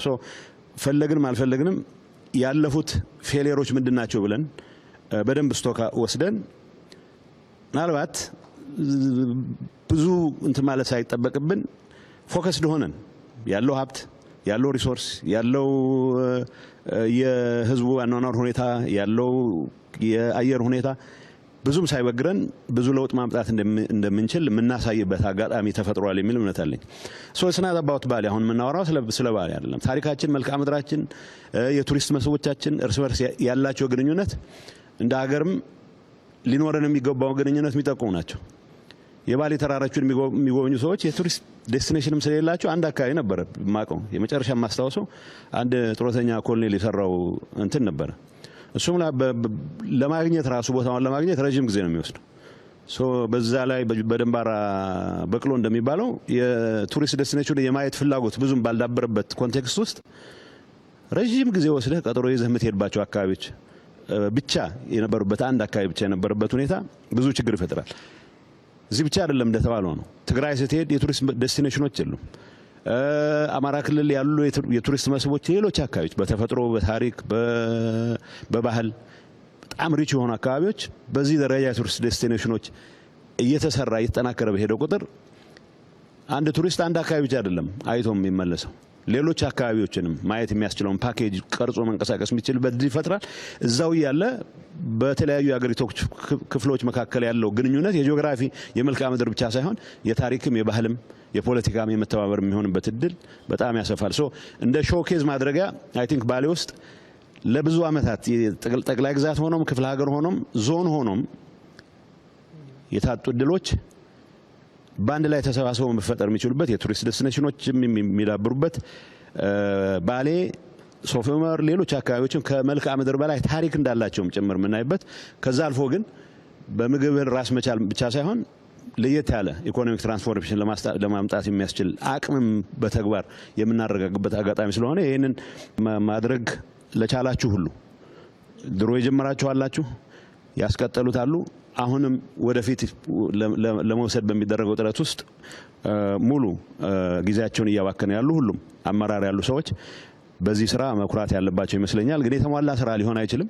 በሂደት እየተጠናከረ ሌሎችም የሚማሩበት እንዲሆን ከማድረግ አንፃር ግን እነኚህ ነገሮች ለዚህ አካባቢ ዩኒክ የሚሆኑ ነገሮች የመኖራቸውን ያክል ሌሎች አካባቢዎችም ሪፕሊኬት ሊደረጉ የሚችሉ ነገሮች እንዳሉ ታውቆ ልማቶቻችን የቱሪስት መስህቦቻችን ሰላማችንን የምናረጋግጥባቸው ሰላማችን በማረጋገጥችን ምክንያት ደግሞ ሌሎች ተጨማሪ አጋጣሚዎችን የምንገነባባቸው እንዲሆኑ ሁላችንም መስራት አለብን የሚል መልእክት ለማስተላለፍ ነው። በዚህ አጋጣሚ ሸንቀጥቀጥ ለማለት የሚያስችለን ያቃሰትንም ቢሆን ብዙ ጋራ ለመውጣት ስላስገደዱን በዚህ አጋጣሚ ማመስገን ፈልጋለሁ።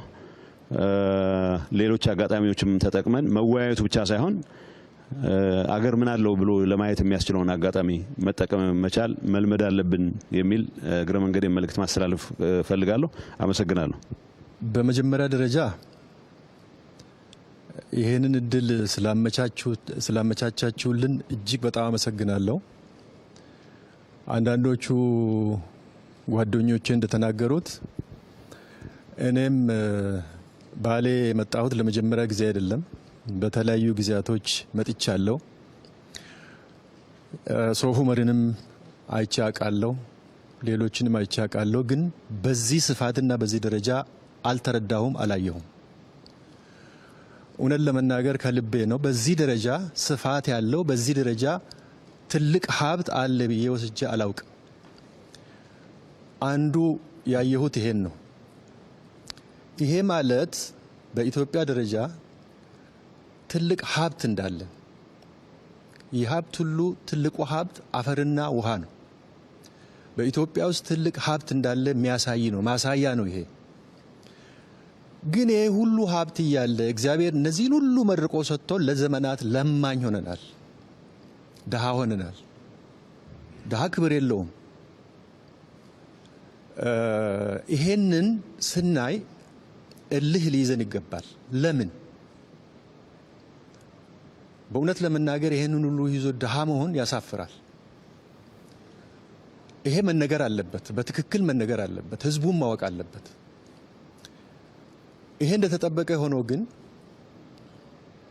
አሁን የተጀመረው ስራ በድፍረት የሚወሰነው ውሳኔ፣ በፍጥነት የሚያልቀው ስራ እና ትልቅ መስዋዕትነትን የሚጠይቅ ስራ ደግሞ ተጀምሯል። ክቡር ጠቅላይ ሚኒስትር ሁሌ እኛ በሰራነው ስራ አንኮራም፣ የተለየ ክብር እንዲሰማንም አይፈለግም። ግን የተሰራ ስራ መነገር አለበት፣ ሁላችንም ልንረካበት ይገባል። ይሄ ተስፋ ሰጥቶኛል። ይሄንን ሀብት ወደ ጥቅማችን ቀይረን ከድህነት እንወጣለን፣ የተከበረች ሀገርና ሕዝብ እንሆናለን የሚል ተስፋ ሰጥቶኛል። ይሄንን የተጀመረውን ተስፋ በሙሉ ልብ በሙሉ አቅም ተግባራዊ እንዳናደርግ ግን እንቅፋት የሚሆኑ ነገሮች አሉ። ሁለት ናቸው ለኔ። አንድ የሰላም ችግር። ዛሬ ኢትዮጵያ ውስጥ በእኔ እምነት ጥይት የሚተኮስበት ምክንያት አለ ብዬ አላምንም። ባሌ ለዚህ ትልቅ ምሳሌ ነው። ለምንድን ነው መሳሪያ የሚያነሳው ሰው ሀሳቡን በነፃነት መግለጽ የማይችል ከሆነ፣ መጠየቅ የማይችል ከሆነ፣ ስለተናገረ የሚገደል ከሆነ መብቱን ለማክበር መሳሪያ ማንሳት አለበት። አንስተዋል ባሌ በዚህ ዘመን። ዛሬ እኔ እንደሚገባኝ እስከማውቀው ድረስ ባሌ ደግሞ ሰላምን መርጦ ሰላም ነው። ይሄ ዞን ትልቅ ምሳሌ ነው። በዚህ እኔ የኢትዮጵያ ሕዝብም ፓርቲውም መንግስትም በከፍተኛ ደረጃ ማውገዝ ያለብን ይሄንን የጀመርነው እናስቀጥል ከተባለ የጥይት ተኩስ መቆም አለበት። ይሄንን ህዝቡ በዋናነት መውሰድ አለበት ብዬ አምናለሁ። እሱ ከሆነ ይህች ሀገር ተስፋ አላት፣ ታሪካችን ይቀየራል። ስለዚህ አንዱ በዚህ አጋጣሚ መናገር የሚፈልገው ይሄንን ነው። በሁለተኛ ደረጃ የሚሰሩ ስራዎች ተጠናክሮ እንዳይቀጥሉ ከግራና ከቀኝ የሚመጡ አሉታዊ አስተሳሰብ፣ አሉታዊ ወሬዎች እርሶም ፓርቲውም ብዙ ለዚህ ቦታ የሚሰጥ አይመስለኝም። ከዚህ በላይም ቦታ መስጠት የለብንም ብዬ አምናለሁ።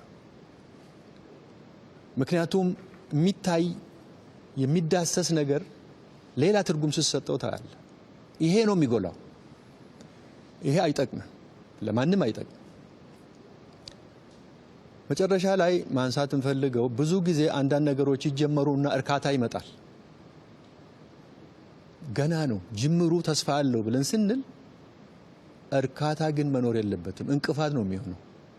ገና ብዙ ነገር አለ፣ ገና ብዙ ፈተና አለ፣ ገና ብዙ መንገድ አለ።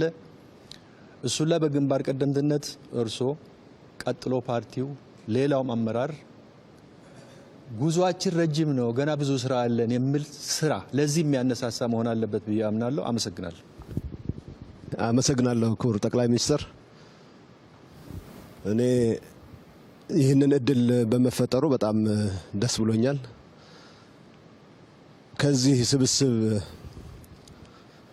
የተማርኩት ይቺ ሀገር ምን ያክል እድለኛ ነች ብቻ ሳይሆን የዚች ሀገር አመራር አካል የነበሩ ሰዎች ተሰባስበው በእነሱ ጊዜ ምን እንደነበርም የሚያዩበት፣ አሁን ከነሱ በኋላ የመጣው መንግስት እየሰራ ያለውን ስራ ምን እንደሆነ እንዲህ በጋራ ሆነው ተሰብስቦ ማየት የቻሉበት ሁኔታ ስለተፈጠረ እነሱ ብቻ አይደሉም ያሉት፣ ግን ያ ፓርት ብዙ ትርጉም ስላለው በተለይ ደግሞ ከሰሜኑ የሀገራችን ክፍል ለመጣን ሰዎች እንደዚህ አይነት ነገሮች የሚታወቁ አይደሉም። ቢያንስ ሲኒየር የነበረ ሰው ወይ መባረር አለበት ወይ መጥፋት አለበት ሌላው እንዲመጣ፣ እርስ በራሱም እንደዛ ተከባብሮ በጋራ ሆኖ እያከበረ ላለፈውም የጎደለውም እየሞላ ወደፊት መሄድ ሀገርን ወደ ማሻገር ይቻላል የሚል አስተሳሰብ ከዚህ ስብስብ መማር ያለበት ይመስለኛል። በተለይ በሰሜን አካባቢ ላለ አመራሮች ኢሊቶች መማር ያለባቸው ሀገር በእንደዚህ ቅብብሎች ነች ወደፊት መጓዝ የምትችለው። ሰው ለወለደውና ከሱ በታች ላሉ አካላት ሪስፔክት ካለው ሀገር እነሱን ተሸክማ ወደፊት የማትሄድበት ምክንያት የለም የሚለውን መልእክት የሚያስተላልፍ ነው አንዱ የዚህ ስብስብ ብዬ አምናለሁ። ሌላው በአጠቃላይ እድለኛ ነኝ መሰለኝ ከአንድ ቦታ ወደ አንድ ቦታ በስራ ኃላፊነት ስቀያየር ሀገሬን በጣም ኢንዴብዝ እንዳቅ የሚጠቅሙ ነገሮች ማህበረሰባችንን በትክክል እንዲረዳ ያሉ ሀብቶችም እንዳውቅ የእይታ ዲፈረንሶች ቢኖሩም ቢያንስ እድሉ ከማህበረሰቡ ጋር እየተቀላቀልኩ እንዳይ የሚያደርጉ ነገሮች ስላየው ባሌ መጀመሪያ ጊዜ ስመጣ ከአንድ ዓመት ተኩል በፊት ማለት ነው አካባቢ መንገድም የለም፣ ስራዎቹም በዚህ ደረጃ አልተሰሩም። በዚህ ሂደት በዚህ ፍጥነት ግን አሁን የምንነዳቸው አስፋልቶች የተሰሩት በዛ ጊዜ ነው። አሁን የምናየው ዋሻ የተቀየረው በዚህ ጊዜ ነው። አሁን ያረፍንበት መናፈሻ የተሰራው በዚህ ጊዜ ነው። በተራራው ላይ የተሰሩ ያሉ ማረፊያ ቦታዎች፣ መዝናኛ ቦታዎች እየተገነቡ ያሉት በዚህ ጊዜ ነው። የወልመል የጨልጨል የኢሪጌሽን መሰረተ ልማቶች ባለፉት 4 ዓመታት በክቡር ጠቅላይ ሚኒስትር የተጀመሩ እየተገነቡ ያሉ ናቸው። ከዛ በፊት ምንድነው የተሰራው? ታዲያ ምንድነው እያደረግን የነበርነው በዚህ አካባቢ የሚለው ነገር ማሰብ በጣም ኢምፖርታንት ይመስለኛል። ያ ሀብት እኮ ነበረ፣ ጫካው ነበረ፣ መሬቱ ነበረ፣ ውሃው ነበረ፣ ተራራው ነበረ፣ ዋሻው ነበረ። ግን እነዚህን አውቆና አስቦ ወደፊት የመውሰዱና የማየቱ ፓወር ክፍተት ነበረ ማለት ነው። ይህንን አይተን የዚህም አካል ሆነን ከሲኒየሮቻችንም ተምረን በአሁኑ ሊደርሺፕ ደግሞ በኮሚትመንት ያለችው ሀብት ያለችው ሀገር አንድ ነች። የነበረ ሀብት ይሄ ነው። ይሄ ሀብት ግን ወደ ትክክለኛው ቦታ እየፈሰሰ ሲሄድ ምን ያክል ኢትዮጵያን ወደፊት ሊወስድ እንደሚችል የተማርኩበት ያየሁበት ነውና እጅግ በጣም አመሰግናለሁ። በጣም አመሰግናለሁ ክቡር ጠቅላይ ሚኒስትር። እኔም ይሄንን እድል በማግኘቴ በጣም ደስተኛ ነኝ። እኔም እንግዲህ ባሌ የክልሉ ተወላጅ እንደመሆኔ መጠን ማቀው ኦልሞስት በስም ደረጃ ነው የሚለውን ማንሳት እችላለሁ። እንግዲህ ለምንድን ነው ዛሬ ይሄ ሆነው ትላንት ለምን ይሄ አልሆነም ለሚለው ትንሽ አጭር ማሳያ ምናልባት እይታዎቻችን በጣም የተገደቡና ፍትህን ማዕከል ያደረጉ ናቸው ለማለት የሚያስቸግር ነው የሚሆነው። ምክንያቱም ወደ ግማሽ % ገደማ የሚሆነው የሀገራችንን የግብርናውን ክፍለ ኢኮኖሚ የሚሸፍን አካባቢና ትልቅ ፖቴንሻል ያለው አካባቢ በስነ ምህዳሩም ደግሞ በተፈጥሮም በጣም የተዳላለት አካባቢ ሆኖ ሲያበቃ ሪያሊቲን ተቀብለን አገርን ለማሳደግ አገርን በምንለው ልክ ከድህነት ለማውጣት ያንን ማየት እንዳንችል ያደረገን ፍትሃዊነት የጎደለው አስተሳሰብ ነው ብዬ ነው ማምነው። ምክንያቱም ይሄንን የመሰለ ሪያሊቲን መቀበል አለመቻልና ይሄንን ደግሞ ለሀገር እድገት መጠቀም አለመቻል በራሱ በጣም አስቸጋሪ ነው የሚሆነውና ዛሬ ላይ ይሄ እንዲሆን የተደረገበት ዋነኛው ምክንያት የነበሩ ሀብቶች ናቸው። ግን ደግሞ የሀሳብ መገለጥ በአዲስ የመመልከት የነበረውን ናሬሽን ቻሌንጅ ማድረግ ብቻ ሳይሆን ያለው ሪያሊቲ ተቀብሎ ለሀገር እድገት መስዋዕትነት ለመክፈል ዝግጁ መሆን የተገለጠ አይን የተገለጠ ሀሳብ ነው እንግዲህ እዚህ ቦታ ላይ ማየት የምንችለው። ካልሆነ በስተቀር ለዘመናት ሀገር ስትመሰረት ጀምሮ የነበረ ሀብትን ነው በተለየ እይታ ማየት የተቻለውና እኔ እዚህ ሊደርሺፕ አካል መሆን በራሱ በጣም እድለኝነት ነው የሚሰማኝና ሀገርንም እንድናቅ እየተደረገ ያለበት መንገድ ቀላል ነው ተብሎ የሚወሰድ አይደለም። እኔ በተለይ የዚህ የቲም ኮምቢኔሽኑንም ሳይ ትላንት ለአቶ ሱፊያን ስናነሳ ነበር በጋራ ሆነን የኛ ኤግዚት እንዴት ይሁን የሚሆነው የሚል ነገርም አንስተን ነበረ። እንዳው ይሄ መታደልን ነው የሚጠይቀውና ምናልባትም የነበሩ ባህሎቻችንንም ጭምር መልሰን እንድናያቸውና ዛሬ ደግሞ በአመራር ያለን ሰዎች ለነገ ትውልድም ትምህርት እያስተላለፍን ያለን ነው የሚመስለኝና ሌላው ይቅርና የአንድ ክልል ቀድሞ የነበሩ አመራሮችን በዚህ ደረጃ ማገናኘት ብቻውን ሌላውንም ጨምሮ ማገናኘት ብቻውን ትልቅ ትምህርት የሚሰጥ ነው። እኔ በጣም እድለኛ ነኝ። የኛም ኤግዚት እንዲሁ እንደሚሆን ተስፋ አደርጋለሁ። ካለፈውም እየተማርን የቤት ስራ እየወሰድን ዛሬ ላይ ደግሞ የሚገባንን እየሰራን ለነገ ትውልድ ማድረግ የሚገባንን ማስተላለፍ የሚገባንን መልእክት መስራት፣ መተግበር፣ ፍትህን በተግባር ማረጋገጥ ከንግግር በላይ ተግባራት ደግሞ ራሳቸው ከፍ አድርገው ራሳቸው ኮሙኒኬት ማድረግ እንዲችሉ ማድረግና ጥራትን ያመለካከት ለውጥን በተግባር ማየት ትያለው። ሐሳብ በተግባር መቀየር እንደሚችል ደግሞ ከፍተኛ ክትትል ቁጥጥር ያለምንም ድካም የሚደረግበት መንገድ እኔም በግሌ የመማርበት ሌላውም ትምህርት የሚወስድበት ይመስለኛል። ከልብ አመሰግናለሁ። አመሰግናለሁ ክቡር ጠቅላይ ሚኒስትር፣ ክብርት ቀዳማዊት እመቤት፣ ሁላችሁም አመራሮች እንደምን አደራችሁ በድጋሚ ማለት ፈልጋለሁ። በኔ በኩል መጀመሪያ የተሰማኝን ለማንሳት በአንድ በኩል ቁጭት፣ በሌላ መንገድ ተስፋ፣ ለምን ደሃ ሆንን መርጠን ወስነን ወይስ የሚል ጥያቄ ራሴን መላልሼ እንድጠይቅ አስገድዶኛል።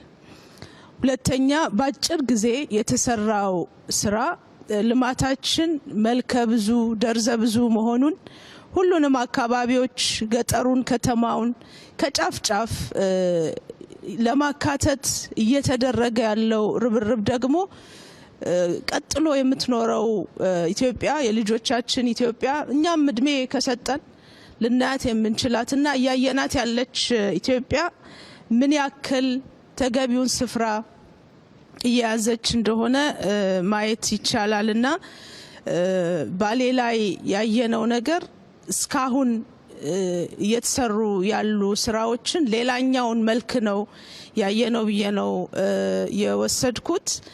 ከወሰድኩት ትምህርት አኳያ የመጀመሪያው ስራ ሀገርንና ሕዝብን አውቆ በጥበብ የመምራት ትምህርት ነው የወሰድኩት። በጂኦግራፊ ስንማር ስለዚህ አካባቢ መጥቻ አላቅም፣ እድሉ ገጥሞኛ አቅም ከሮቤ አልፌ አላውቅም። ነገር ግን ስለ ሶፍ ዑመር ዋሻ እና ስለ ባሌ ተራሮች የመጀመሪያ ደረጃ ትምህርት ስንማር አውቃለሁ ማለት ሰምቻለሁ። ነገር ግን ኢትዮጵያ ምን አላት፣ የት ቦታ ምን ሀብት አላት፣ ምን ቅርስ አላት ብሎ አውቆ አመራር ሰጥቶ በቅርብ ተከታትሎ ደግፎ በመምራት ደግሞ ኢትዮጵያ ያላትን ጸጋ ለማውጣት የሚያስችል የአመራር ጥበብ ተምር ያለው በስራ አጋጣሚ መካከለኛው ምስራቅ በሄድኩበት በጣም መታየት ያለበት ነገር ብለው ወስደውን ነበር። የኔ ካውንተር ፓርቲ ሆኖ ሚኒስትርና ገርሞኝ ነበር። እንደዚህ አይነት ተመሳሳይ ይዞታ ያለው ቦታ ነው ያየሁት። ገርሞኝ ነበር። ትናንትና ግን የሶፍ ዑመር ዋሻን የማየት እድል ሲገጥመኝ ለካ ያለንን ስላላወቅኩ እንጂ እኛም የላቀ የሚያስገርም የሚያስደምም ነገር አለን የሚል ሌሰን ወስጃለሁ። ጸጋን መሰረት አድርጎ አውቆ የመምራት ጥበብ በጣም ትልቁ ነው የሚመስለኝ። ሁለተኛው በተለያየ መንገድ ተነስቷል። የፖለቲካ ባህል ለውጥ ላይ የተሰራ ያለው ስራ ፎር ግራንትድ የሚወሰድ አይደለም ማለት ነው። የስራ ውጤት ነው። አዲሱን ትውልድ ነባሩን ትውልድ እኔ የሰለጠኑ የሚባሉ ሀገራት ጋር ትናንት ኮንቨርሴሽን ነበረን። ለሰለጠነው ዓለም ከኔ የተሻለ ኤክስፖዠር ያላቸው አመራሮች ጋር የማውራት እድል ነበረንና በሰለጠነው ዓለምም ጭምር እንደዚህ አይነት ልምድ በተሟላ መንገድ ብዙ የሚታይ አይደለም ተብሎ ነው ሲነሳ የነበረውና ያልነበረን የፖለቲካ ባህል ነው። እኔ ቢያንስ ተገምግሜበታለሁ። የወጣን አመራር ለምንድነው ቶሎ ቶሎ ስልክ ምትደውዩ ተብዬ ተገምግሜያለሁ። እዚህ ዊትነስ የሆኑ ጓደኞች ያሉ የግምገማው መድረኩ ላይ የፓስት ለመውቀስ አይደለም፣ ያለፍንበት ሂደት ነው። መማር ያስፈልጋል። እየገነባን ያለው ስርዓት እየገነባን ያለው የፖለቲካ ባህል ዝም ብሎ አብሮ መንቀሳቀስ ዝም ብሎ የሚመጣ ነገር አይደለም ማለት ነው። እኛ ማንበር የምንፈልጋት ኢትዮጵያ የሀሳብ ልዩነት ያለው ሰው ቢኖር የትውልድ ልዩነት ቢኖር ይሄን ሁሉ አብሮ መያዝ እና አብሮ መሄድ አብሮ መራመድ ያስችላል። አንዱ የአንዱን ዊዝደም መማር ይችላል። አዲሱ ትውልድ ከነባሩ ትውልድ የሚማረው አለ፣ ነባሩ ትውልድ ከአዲሱ ትውልድ የሚወስደው አለ ማለት ነው። አዲሱ ትውልድ እየሄደ ያለበትን ፔስ ጨምሮ እይታው ጨምሮ ሊወሰድ የሚችል ትምህርት አለ። ሶ ይሄንን ትምህርት ወስጃለሁ በግሌ ማለት ነው። ፕሮባብሊ የነገዋ ኢትዮጵያ ደግሞ ከዛሬ በላይ እጅግ በጣም ቆንጆ ትሆናለች የሚልም እምነት አለኝና እነዚህን ሁለት ሌሰኖች እና ሁለት ስሜቶች ያስተናገደ ቆይታ ነው የነበረኝ። እጅግ አድርጌ አመሰግናለሁ። አመሰግናለሁ ክቡር ጠቅላይ ሚኒስትር። የኔ ሜቢ ሪፍሌክሽን እንደ ሀገር ኢትዮጵያ ለማደግ ለመለወጥ ለመበልጸግ ሁሉም ፈጣሪ ሁሉንም ራይት ኢንግሪዲየንት ሰጥቷታል ብዬ አምናለሁ። ሜቢ ለምን አልተለወጥንም ለምን አላደግንም? ምክንያቱም መለወጥ ማደግ የነበረብን ትላንት ነበር ዛሬ ሳይሆን። ለምን አልተለወጥንም ለምን አላደግንም ብለን ካየን ሜቢ የአመራር ቪዥን እንዲሁም ቁርጠኝነት ውስንነት እንዲሁም ደግሞ የዜጎች አሁን ያለው ትውልድ ወይም ትላንት የነበረው ትውልድ እኔ ዋጋ ከፍዬ ለነገዎቹ ለልጆቻችን የተሻለ አገር አወርሳለሁ የሚል ትውልድ ሜቢ አለመኖሩ ይመስለኛል። ከዛ በተረፈ ግን ሁሉም ራይት ኢንግሪዲየንቶች ተሰጥተዋታል ኢትዮጵያ ብዬ አስባለሁ። ለዚህም ጥሩ ማሳያ ባሌ ነው። ባሌ ብዙ ጊዜ ባሌን ግለጪ ሲባል ባሌ መጥቶ መታየት ያለበት ነው፣ ለመግለጽ ከባድ ነው ላለው። ምክንያቱም ሁሉም ራይት ኢንግሪዲየንቶች ባሌ ውስጥ አሉ። ሁላችንም በዚህ ቆይታ እንዳየ ነው። ለምሳሌ ግብርናን ለማሳደግ ባሌን ብቻ ሳይሆን ኢትዮጵያን የብሬድ ባስኬት ለማድረግ ምቹ ተፈጥሮዎች አሉ፣ ምቹ መልክዓ ምድር አለ። እንዲሁም ደግሞ ከዚህ የሚነሱ 5 ትልልቅ ወንዞች አሉ። እዚህ አካባቢ ያለውን ኢትዮጵያ ውስጥ ያለውን ብቻ ሳይሆን ጎረቤት ተሻግረው ከ30 ሚሊዮን በላይ ህዝብ ውሃ የሚያጠጡ ወንዞች እዚህ አሉ። መልክዓ ምድሩም የተመቸ ነው። ስለዚህ ይሄንን ገርቶ ትልቅ ለኢትዮጵያ ለባሌ ብቻ ሳይሆን ለኢትዮጵያ ትልቅ ከድህነት ለመውጣት ትልቅ ተስፋ ለመሆን የሚችል አቅም ያለበት አካባቢ ነው። እንዲሁም ደግሞ በቱሪዝም ካየነው ውብ መልክዓ ምድር አለ። እጅግ በጣም ያማረ የተዋበ ለመግለጽ በጣም አዳጋች የሆነ በጣም ብዙዎችን የሚያማልል የብዙ ሀገሮች ያላቸውን መስቦች በአንድ ቦታ የያዘ የተፈጥሮ ሀብት አለ። እነዚህን መግራት እነዚህን ተፈጥሮ የሰጠንን ትንሽ ነገር ጨምረንበት እዚህ መሳብ አለመቻላችን ካልሆነ በስተቀር ሁሉም ራይት ኢንግሪዲየንቶች አገር ውስጥ እንዳለ ያሳያል። አሁን እንግዲህ በዚች ጥቂት አመታት ውስጥ በተጀመሩ በጣም ብዙ ቦታዎች ላይ ትልቅ ስራዎች እየተሰሩ ነው። ምንም እንኳን ወደምንፈልገው ለመድረስ ገና ጅምሮችና ማሳያዎች ቢሆኑም እነዚህ ትልቅ ተስፋ የተጣለባቸው የአመራር ቪዥን የታየባቸው ትልቅ ስራዎች በየቦታው አሉ ባሌን ጨምሮ። እዚህ ላይ እንግዲህ ይሄ ትውልድ እኔ እንደሚገባኝ እኔንም ጨምሮ መቁረጥና መወሰን ይኖርበታል። ይሄንን ያለንን ሀብት አንሎክ አድርጎ በግብርናውም ይሁን በቱሪዝሙም ይሁን በተለያየ መልኩም ይሁን ይሄንን አንሎክ አድርጎ መለወጥና ለሚቀጥለው ትውልድ የተሻለ ሀገር የመተው አሳይመንት የኛ ነው የሚል ትውልድ ያስፈልጋል የሚለውን በደንብ የሚያሳይ ይመስለኛል። ከዛ በተጨማሪ ሁለት አይነት ትውልድም እንግዲህ ያለ እዚሁ የመማማር እንዲሁም ሀሳብ ለመለዋወጥ የመደጋገፍንም ልክ ሌሎቹ እንዳሉት የታየበት ቆይታ ስለነበረ በጣም አስተማሪ በጣም አይን ከፋሽ ነበር ብዬ አስባለሁ። አመሰግናለሁ። አመሰግናለሁ። እኔም ይሄን እድል በማግኘቴ ከምንም በላይ በጣም ማመስገን እፈልጋለሁ። በጣም ሲኒየር ከነበሩ አመራሮች ጋር ብዙ በህይወታቸው ብዙ ነገር ካዩ አመራሮች ጋር እንደዚህ ያሉ ደግሞ ኢትዮጵያ ያላትን ውብ ጸጋ አብሮ አይቶ ከዛ ውስጥ ምንድነው ፈልቅቆ ማውጣት የሚቻለው ሚለውን ልምድ ለመቀሳሰምም እድል ፈጥሯልና ይሄ በራሱ ትልቅ የአተያይና የተግባራዊ ሽፍትም ጭምር ነው። ብዙ ታሪክ ቀይሯል ብዬ አምናለሁ። በጣም ብዙ እንደሄድን ነበር ያሰብኩት። ማለት ውስጤ የነበረው በጣም ብዙ ሩቅ ይሄዳናል። በቃ አሁን የተጀማመሩ ላውንች የተደረጉ በጣም ያው ሰሞኑን የጀማመርናቸው ስራዎች ተደማምረው በዚህ አመት በተለይ ደግሞ ከህዳሴ ግድብ ጀምሮ ያሉትን የተጀማመሩ ኢኒሼቲቮችን ደማምሬ አይቼ በጣም ብዙ ርቀት ትውልድን ሊያስኬድ የሚችል ስራ እንደጀመርን ውስጥ ፊል ያደርግ ነበረ። ባሌ ላይ መጥቼ ካየው በኋላ ገና ለካ ምንም አልነካንም የሚል ደግሞ ስሜት ተሰማኝ። የጀማመርናቸው ነገሮች በጣም ጥቂት እንደሆኑ ነው ፊል ያረኩት። ያለን ብዙ ነው። ያለን ተነክቶ ሚያልቅ አይደለም፣ ተሰርቶ ሚያልቅ አይደለም። አሁን ያለው የተጀመረው ነገር በጣም በጨለማ ውስጥ ጭላንጭል ብርሃን እንደማብራት ነው። ይሄ ጭላንጭሉ መብራት በጣም እየበራ እየፈካ ሄዶ ይሄ ሀገር ለብዙዎች መትረፍ የሚችል አቅም ያለው መሆኑን ማሳያ እንደሆነ ነው የገባኝ። በአንድ ጫፍ እስከ ሎላንዱ ድረስ ከትላልቆቹ ውሃዎች እስከ ትንንሾቹ የሚወርዱ ጅረቶች ድረስ ከእንስሳቱ ቫራይቲ ተቆጥሮ ማያልቅ አይነት ከታሪክም ተፈጥሮ ደግሞ ያልተጠቀምናቸው ነገሮችን ያለንን አፈርና ውሃ አገናኝተን ምርታማነትን ማሳደግ ወደምንችልበት ሁሉን በአንድ ላይ ማሳየት የሚችል አንድ ማዕድ ላይ መቅረብ የሚችል ነገር አየሁኝና ለካ ገና ብዙ የቤት ስራ አለብን የሚል ነው የሰጠኝ አሳይመንት። ብዙ በጣም ብዙ የቤት ስራ፣ እኛም ከኛ ቀጥሎ ያለው ትውልድም ትልቅ የቤት ስራ አለብን።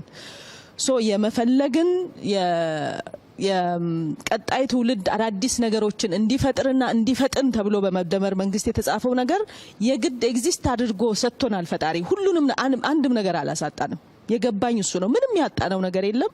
ከኛ ግን ያለውን የማወቅ ፍላጎት የፈለግነውን ደግሞ በአግባቡ አውቀነው ወደ ተግባር የመቀየር ወኔ፣ ይሄንን ወኔ ይዞ ደግሞ ያንን የሚመራ ኃይል ነው የሚፈልገው። ይሄን ካረግን ለምንድን ነው ምን ለምነው ክቡር ጠቅላይ ሚኒስትር ቅድም ያሉት እንዴትኛ ለማኝ እንሆናለን? ይሄ ሁሉ በእጃችን ተሰጥቶን እያለ የሚለው በጣም ያሸማቅቃል። ገና ያልነካ ነው ብዙ ነገር አለ። በጣም ብዙ የቤት ስራ ነው የተሰማኝ። እንግዲህ ፈጣሪም ረድቶን ብዙ ነገር እንሰራለን ብዬ አምናለሁ። አመሰግናለሁ። እንደ ባሌ አይነት ቦታ የመጣ ሰው ከመልስ ይልቅ ብዙ ጥያቄዎች ነው የሚያተርፈው። የመደመር መንግስት መጽሐፍ ሲጀምር የአባይ ልጅ ለምን ውሃ ጠማው ብሎ ነው የሚጀምረው እና ባሌም የሚመጣ ሰው ኢትዮጵያ ባሌን ያህል ሀገር ይዛ ለምን ተቸገረች የሚል ጥያቄ ነው ይመጣለት። ቅድም እንደተገለጸው የወንዞቹ ብዛት፣ የመልክዓ ምድሩ አይነት፣ ለግብርና ያለው ተስማሚነት፣ ለታሪክና ለቅርስ ለባህል ያለው ምቹነት ይህን ያህል ትልቅ ሀብት ያለበት ሀገር ለምንድን ነው የተቸገረው? እውነት ኢትዮጵያውያን አተን ነው የተቸገርነው ወይስ በቅንጦት ምክንያት ነው የተቸገርነው? የኛ ድህነት የጦት ነው የቅንጦት ነው? ያለማየት ነው ያለማግኘት ነው? ያለመፈለግ ነው ወይስ የመነፈግ ነው? ብዙ ጥያቄዎች ነው የሚመጡት። ባሌ ውስጥ እኔ በዚህ 3 ቀን በተዘዋወርኩበት ከመልሱ ይልቅ ጥያቄው ነው በየደቂቃው ሲያስቸግረኝ የነበረው። ለምንድን ነው እንደዚህ የሆን ነው? ስለ ሀብት ያለን እይታ ለምንድን ነው በዚህ መጠን ራሳችንን ድሃ አድርገን እንድንቆጥር ለምን የተደረገው? ድሃው ማን ነው? የኛ አስተሳሰብ ነው ወይስ ኢትዮጵያ ናት ድሃ የሆነችው? ለምን ነው ማየት ያልቻል ነው? ለምን ነው እንዲህ አይነት እድሎችን በሚገባ ተጠቅመን አገራችንን ስሟንም ክብሯንም መቀየር ለምንድን ነው ያልቻል ነው? እና እኔ ባሌን ያህል አገር ይህን ያህል ሰፊ ሀብት ይህን ያህል ሰፊ ታሪክና ቅርስ ያለው ሀገር ተራበ ተቸገረ ሲባል ሲሰማ ለምንድን ነው እንደምንም ያልቆጠር ነው? ወይም ለምንድን ነው ተቀበለ ነው የኖር ነው? እንዴ ባሌን ያህል አገር እንደ ባሌ የሚመስሉ አካባቢዎች አሉን እኮ እነሱን ለውጠን ቀይረን መጠቀም እንችል ነበር ብለን ለምንድን ነው ያልተነሳ ነው? እና እኔ መልስ መስጠት አልችልም። አሁን ግን ባሌን ያየ ሰው ይቆጫል፣ ይበሳጫል፣ ይናደዳል፣ ራሱን ይወቅሳል። ቀጥሎ የሚመጣው ነገር ነው ትልቁ ነገር። ከዛ ይነሳል የሚለው እንጂ እዚህ የተቀመጥንበት ቦታ ብቻ በማየት ብዙ ነገር እዚች ሀገር ውስጥ እንዳለ ይነግረናል። በባሌ ተራሮች ውስጥ፣ በባሌ ሸለቆዎች ውስጥ፣ በባሌ ወንዞች ውስጥ የሚያልፍ ሰው ከመልስ ይልቅ ብዙ ጥያቄዎች ነው የሚፈጠሩበት እና ይሄ ትውልድ የሚቀየረው እነዚህን ጥያቄዎች መመለስ ሲጀምር ነው ብዬ ነው ማምነው። አመሰግናለሁ። በመጀመሪያ ለነበራችሁ ትጋት፣ ለሀሳቡም ለወኩም ስለመገኘታችሁም እኔም ማመስገን እፈልጋለሁ። በመገኘታችን ውስጥ የሚያልፍ በጣም በርካታ ነገር ስላለ መገናኘቱ በራሱ ጥሩ ነው እና ለዚያ ምስጋና ይገባችኋል።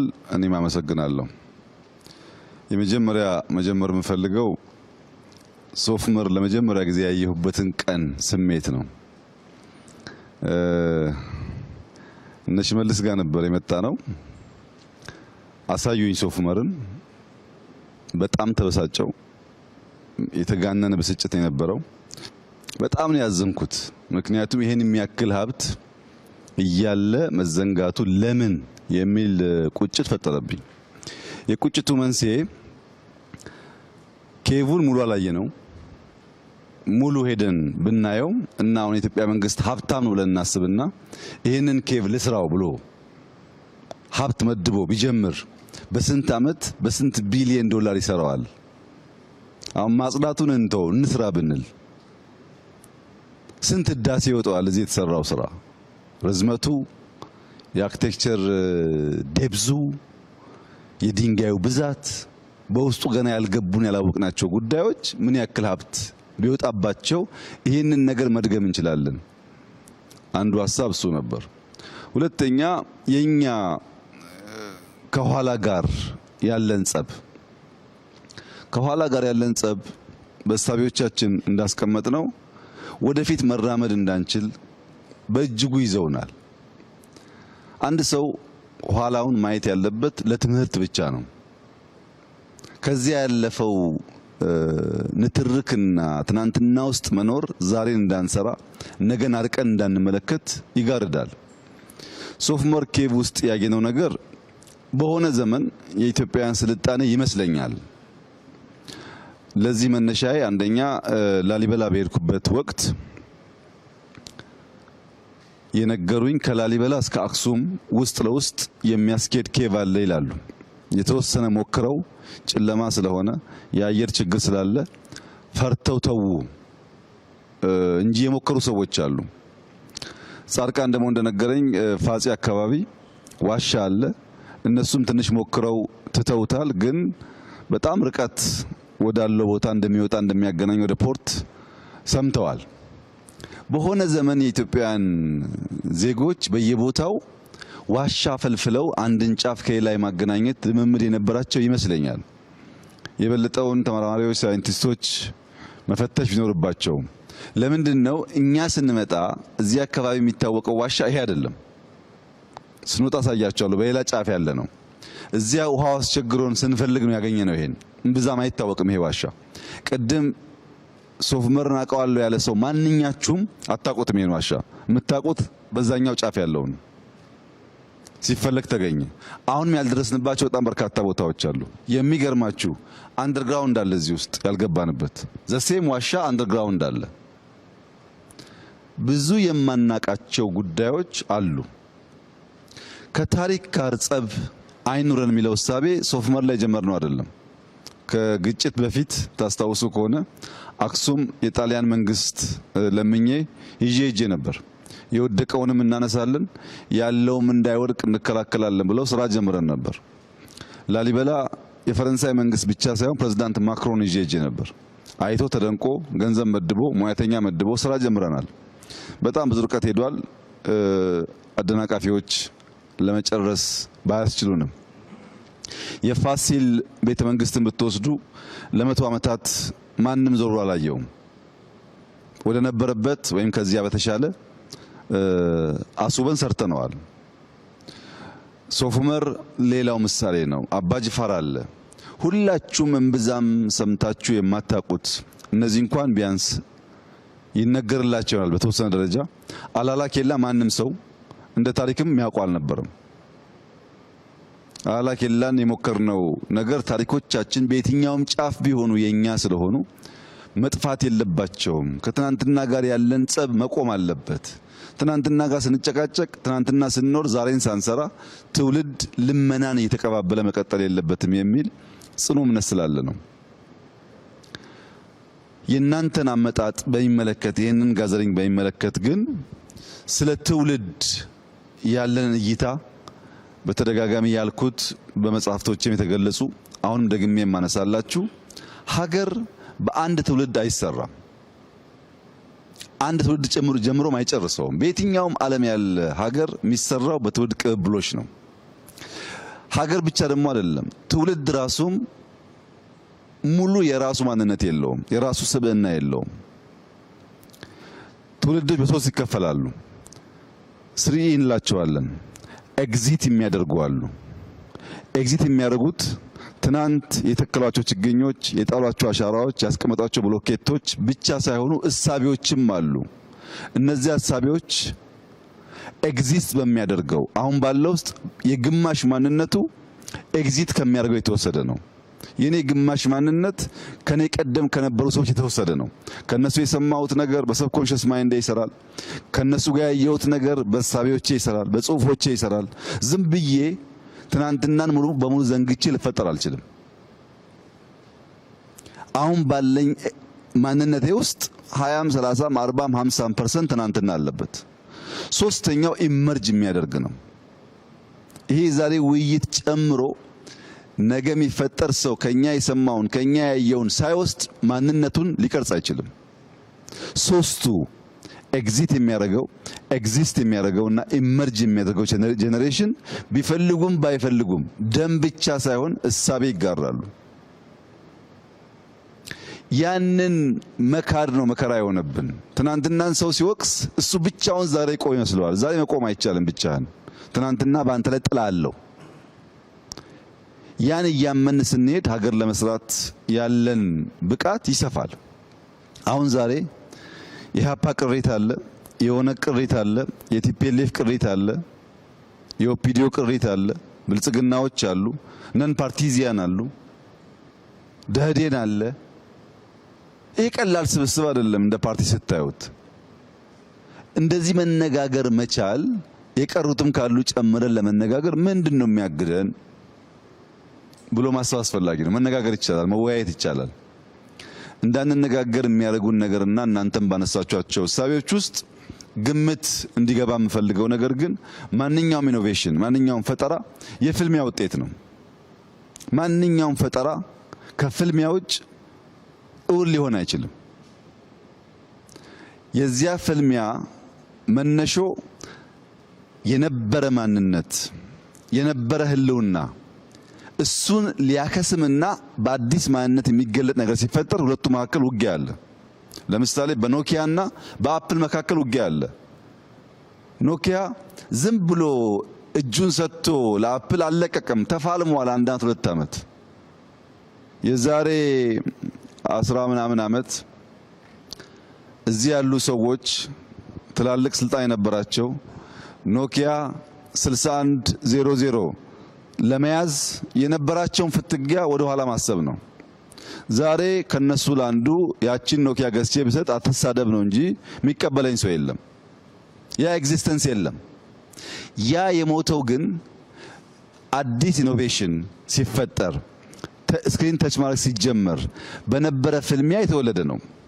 ፖለቲካም፣ ኢኮኖሚም፣ ሶሻል ኮንስትራክሽንም በእነዚህ ፍልሚያ ውስጥ ያልፋሉ። ይሄን ናቹራል ነገር መቀበል ሰዎች ይቸገራሉ። ብትፈልጉም ባትፈልጉም ሲኒየር አመራሮች እዚህ ያላችሁ፣ ውጭም ያሉ እናንተን የሚመስሉ ሰዎች ኤግዚት ማድረግ አይቀሬ መሆኑን አምኖ መቀበል ያስፈልጋል። ሁሌ አለሁ ማለት አይሰራም። ነበርክ ትሄዳለህ። ኢመርጅ የምታደርጉ ደግሞ አሁን ደግሞ ኤግዚስት የምታደርጉ ደግሞ ሰዎች፣ ስልጣን ላላችሁ ሰዎች ብትፈልጉም ባትፈልጉም እድለኛ ከሆናችሁ ብቻ ነው የዚህን ኤግዚት የሚያደርግ ሰው ቻንስ የምታገኙት። ብዙዎች አላገኙም። ግማሹ ሞቷል፣ ግማሹ ጠፍቷል። እድለኛ ብቻ ነው ኖሮ የራሱን ስራም የልጆቹን ስራ ማየት የሚችለው። ኢመርጅ የምታደርጉም ደግሞ ይሄንን ፕሮሰስ ኢምብሬስ ከማድረግ ውጪ፣ በዚህ መንገድ ከመሄድ ውጪ ሀገር ሰራለሁ ብሎ ማሰብ አይቻልም። ብዙዎች እናስባለን ይላሉ። ማሰብ መልካም ነገር ነው። ባሰቡት መንገድ መጓዝ ካልተቻለ ግን ልማትና ብልጽግና አይመጣም። ማንም ሰው መጥቶ ባሌ ያምራል ስላለ ባሌ አይቀየርም።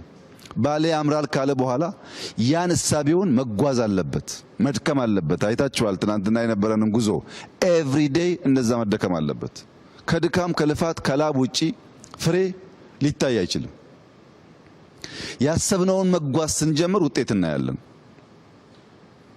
እናያለን። ኢትዮጵያ ውስጥ ሰላም የለም፣ ሰላም መቅደም አለበት፣ መሰራት አለበት የሚል በተለያየ መንገድ ኮንሰርን ተነስቷል። ትክክል ነው። ሰላም ለልማት መሰረት ነው፣ ያስፈልጋል። ግን በግልጽ መናገር የምፈልገው ነገር ዛሬ የኛ ምርጫ ምን እንደሆነ እዚህ ያላችሁ ሰዎች መገንዘብ አለባችሁ። ምርጫችን ምን እንደሆነ ካልገባችሁ መንገዳችን ለየቅል ነው የሚሆነው። ሁለት አርሶ አደሮች ነበሩ። አንደኛውም አርሶ አደር ሌላኛውም አርሶ አደር ፈጣሪ ወይ እባክህን ዝናብ አዝንብ እያሉ ይለምናሉ። ሁለቱም ለእርሻቸው ዝናብ አስፈላጊ ስለነበረ፣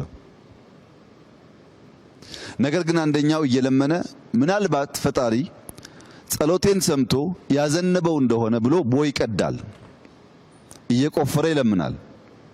አንደኛው ጧት ተነስቶ ይለምናል፣ ማታ ይለምናል፣ አይቆፍርም፣ ቦይ አላዘጋጀም። ከሆነ ጊዜ በኋላ ኃይለኛ ዝናብ መጣ። ያ እየለመነ ይጠብቅ የነበረውም መልስ አገኘ። ያ እየለመነ ይቆፍር የነበረው መልስ አገኘ። መልሱ ምንድነው? የመጀመሪያው አርሶ አደር ማሳውን በሙሉ ያ ኃይለኛ ዝናብ አጣጥቦ ወሰደበት። ለጸሎት ምላሽ አግኝቷል፣ ስላልተዘጋጀ ግን ተበልቷል። ይሄኛው ሁለተኛው እየጸለየ የቆፈረው ዝናቡ ሲመጣ የሚያስፈልገውን አስቀርቶ የማያስፈልገውን አደጋ ሊያስከትል የሚችለው ኃይል ደግሞ በዚያ ቦይ ውስጥ አለፈ፣ ሰርቫይቭ አደረገ። የኛ ምርጫ እንደሱ ነው። ሰላም እንዲመጣ እንለምናለን፣ ሰላም እንዲመጣ እንሰራለን። ሰላም እስኪመጣ ግን አንቀመጥም፣ እናለማለን። ምርጫችን እንደሱ ነው። ብዙዎች ሰላም እያሉ ኢትዮጵያ ውስጥ ባለፉት 100 ዓመታት ሰላም አልነበረም። አሁን ፌስቡክ እና ዩቲዩብ ስላለ በየቀኑ ስለምንሰማው ነው እንጂ የበዛው ሰላም አልነበረም። የአፄ ቴዎድሮስ ታሪክ ዘመቻ ነው። የአፄ ዮሐንስ ታሪክ ዘመቻ ነው። የመንግስቱም በኋላም የነበረው ሽፍታ ኢትዮጵያ ውስጥ ጠፍቶ አያውቅም። ወንበር ለማጽናትና ሽፍታ ለማሳደድ 100% የደከሙ መሪዎች ሶፍ ዑመርን ዘንግተውታል። ትርፍ ያገኘነው እሱን ነው። ሽፍታ ባህል ስለሆነ እያጠፋ ነው። በአንድ እጃችን እናለማለን ካላልን በቀር ራሱ የምንመኘውን ሰላም አናመጣም፣ አናጸናም። ሰላም ከልማት ውጭ አይጸናም። የባሌ ወጣት አሁን የጀመርነውን ስራ ካየ አይዋጋም፣ ያጓጓል ልማቱ። እኔ እንደማምነው እናንተም እንዳላችሁት የኢትዮጵያ ልማት ከጫፍ ጫፍ መሄድ አለበት። ከትግራይ ጫፍ እስከ ጋምቤላ ጫፍ መሄድ አለበት። ከትግራይ ጫፍ እስከ ጋምቤላ ጫፍ የሚሄደው ልማት ግን ዩኒፎርም መሆን አይችልም። ሁሉም ጋር ሶፍ ዑመር የለማ፣ ሁሉም ጋር ላሊበላ የለም፣ ሁሉም ጋር አክሱም የለም፣ ሁሉም ጋር አባ ጅፋር ቤተ መንግስት የለም። የእያንዳንዱን ከባቢ ጸጋ ለይተን አውቀን ማውጣት ስንችል ያ ደግሞ ሲሰናሰል ሲደመር ኢትዮጵያን እንዳላችሁት እጅግ ያማረችና የበለጸገች ሀገር ያደርጋታል። ባሌ ቀደም ሲል እንዳነሳሁት በዞርኩባቸው ዓለማት ሁሉ አይቼ አላቅም ያልኩበት ምክንያት እኔ ተወልጄ ያደግኩበት አካባቢ በጣም ጫካ ነው። ቡና አለ፣ ደን አለ። ጫካ ለኔ ብርቅ አይደለም፣ ያድጌበታለሁ። ግን የኛ ጫካ ከባሌ ጫካ ጋር አንድ አይደለም፣ ይለያያል። ባሌ ውስጥ በሺህ ሄክታር በሄሊኮፕተር ሄዳችሁ የማትጨርሱት አስደማሚ እርሻ አለ። ይሄ ብዙ ቦታ አይታይም። ጅማ አይታይም፣ ወለጋ አይታይም። እርሻዎች አሉ፣ ግን በሄሊኮፕተር ለረጅም ሰዓት ተጉዘህ የምታየው ወጥ እርሻ አይታይም። በምግብ ራስ ለመቻል የሚያስችል ብቃት አለ ማለት ነው። ባሌ ውስጥ የዱር አራዊት ዲንሾ ብቻ ሳይሆን ሳነቴ ወተን ቀይ ቀበሮን እና መሰል አዋፋት ትናንት እንዳያችሁት ያሉ የተለየ ደግሞ ዳይቨርሲቲ ይታያል። እዛ ጋር ታች ስትወርዱ ደግሞ ሀረና አንበሳን ጨምሮ በጣም በርካታ ነገሮች አሉ። የዱር አራዊት አለ። ፈረሱ ይለያል፣ ከብቱ ይለያል። ዛፉ ይለያል። ፓልም ትሪ እቺን ከምታክል እስከ መሎ ዛፍ ትሪ አለ። ቆማችሁ ርቀቱን የማታዩትን ዛፍ በጣም ረጅም ዛፍና በጣም አጭር ዷርፍ ዛፎች ደግሞ አሉ። ብዙ ሀገራት ሰመር ዊንተር እያሉ ይከፋፈሉና በዊንተር ጊዜ በጣም በረዶ ሲሆንባቸው የሰመር ካምፕ ይሄዳሉ ወይም ሰመር ሃውስ እያሉ ይወጣሉ። ዊንተሩን ሬዚስት ማድረግ የማይችሉ መካከለኛው ምስራቅ ደግሞ ሰመር በጣም ከባድ ስለሆነ ቀዝቀዝ ያለ ቦታ ፍለጋ ሌላ ሀገር ይሄዳሉ። ቪዛ ትኬት ምናምን ብለው። አሁን ባሌ ሀገር ቢሆን የት ይሄዳል? በ20 ደቂቃ ጉዞ ቅዝቃዜ አለ፣ በ20 ደቂቃ ጉዞ ሙቀት አለ፣ በ20 ደቂቃ ጉዞ ጫካ አለ፣ በ20 ደቂቃ ጉዞ የሚያስደንቁ መስኮች፣ እርሻዎች አሉ። እዚሁ ብቻ በተለያየ ሲዝን ሊኖርበት የሚያስችል ነገር ፈጥሮ መኖር ይችላሉ ማለት ነው። ሁሉ አላቸው። ላይ ሳነቴ ላይ ያየነው የቅዝቃዜ ቦታ ያላቸው ሀገራት ይኖራሉ። የኛ ዩኒክ ስጦታ ላይሆን ይችላል። ግን እዛ ያየናቸው 20 30 40 የሚጠጉ ክሬተር ሌኮች ምንም አይነት የሰው እጅ ያላረፈባቸው ትንሽዬ ብንሰራቸው ግን ምን ሊሆን እንደሚችሉ አስቧቸው። ክሬተር ሌክ በጣም ክሊን ውሃ ነው ያለው። ሳነቴ ተራራ እዚህ አካባቢ ላሉ ውሃዎች ሁሉ የውሃዎች እናት ነው ይባላል። ለምን?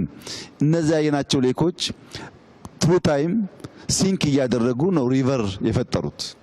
እነሱን ካልጠበቅን ታች ውሃ አናገኝም ማለት ነው። ዛፎቹ፣ ጫካዎቹ ልክ እንደ ሰው ሽበት አላቸው። ተጠላልፈው ተዋህደው በጣም ብዙ ዳይቨርስ የሚያደርግ አይነት ስፔሺስ ያላቸው ወፎች፣ ዋይልድ አኒማልስ እና አትክልቶች አብረው ይኖራሉ።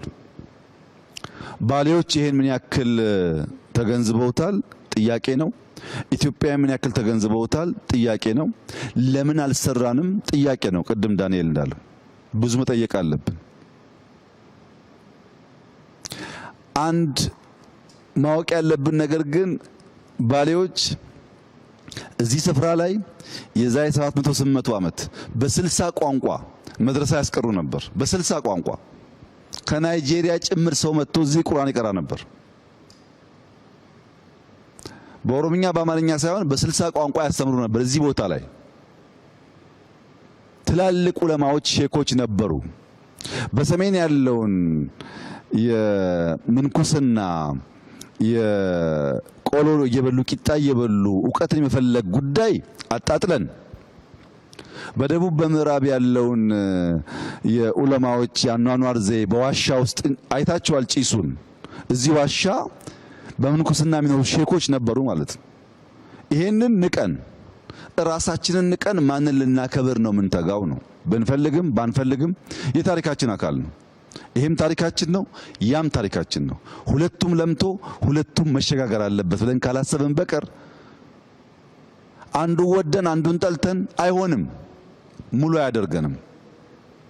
እና እዚህ ባሌ አካባቢ አንድ ታዋቂ ሼክ ነበሩ።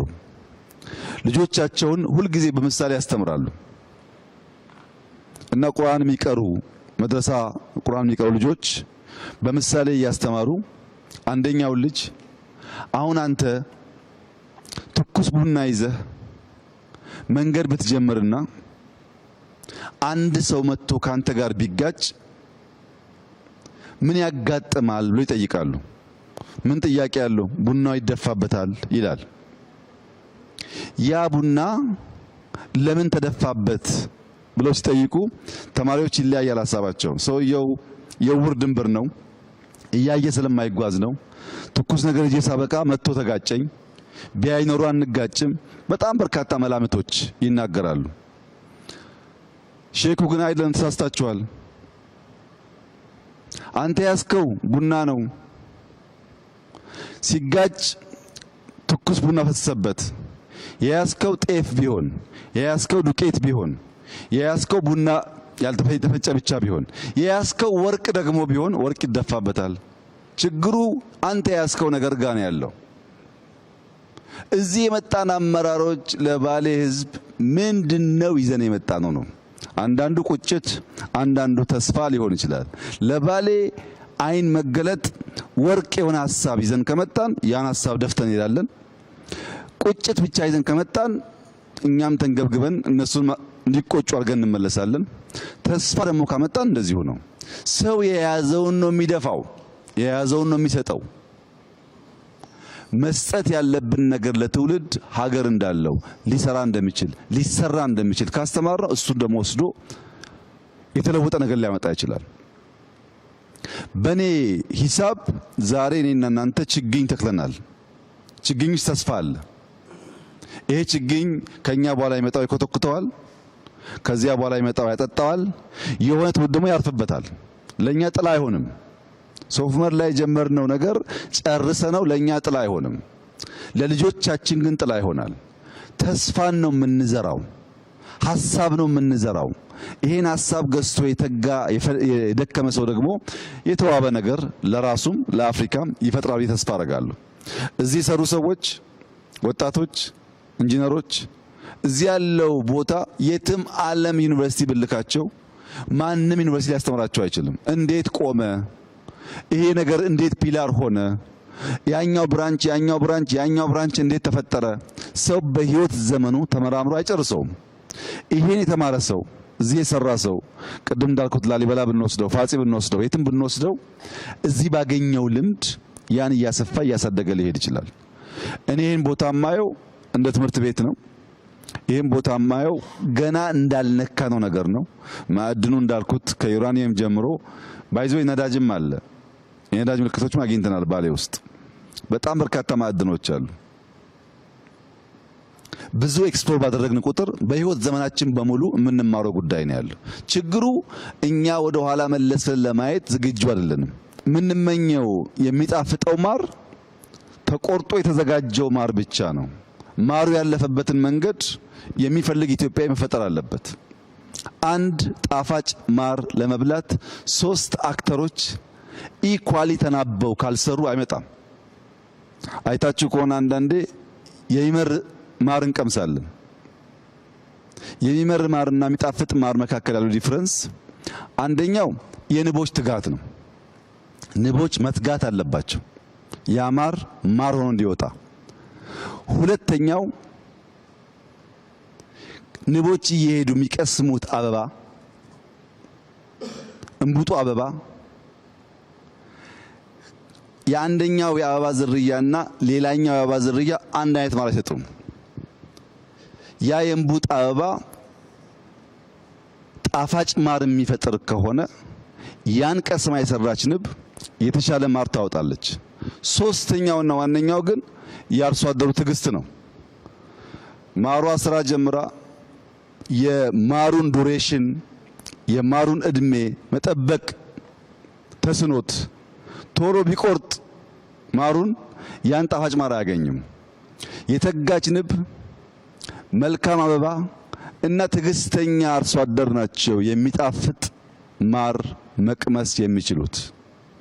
የሚተጋ ትውልድ የሚተጋበትና ኢንቨስት የሚያደርግበትን ቦታ የሚያቅ ትውልድ በትዕግስት የሚጠብቅ ማህበረሰብ ካለ የበለጸገች ኢትዮጵያን ማየት ይቻላል።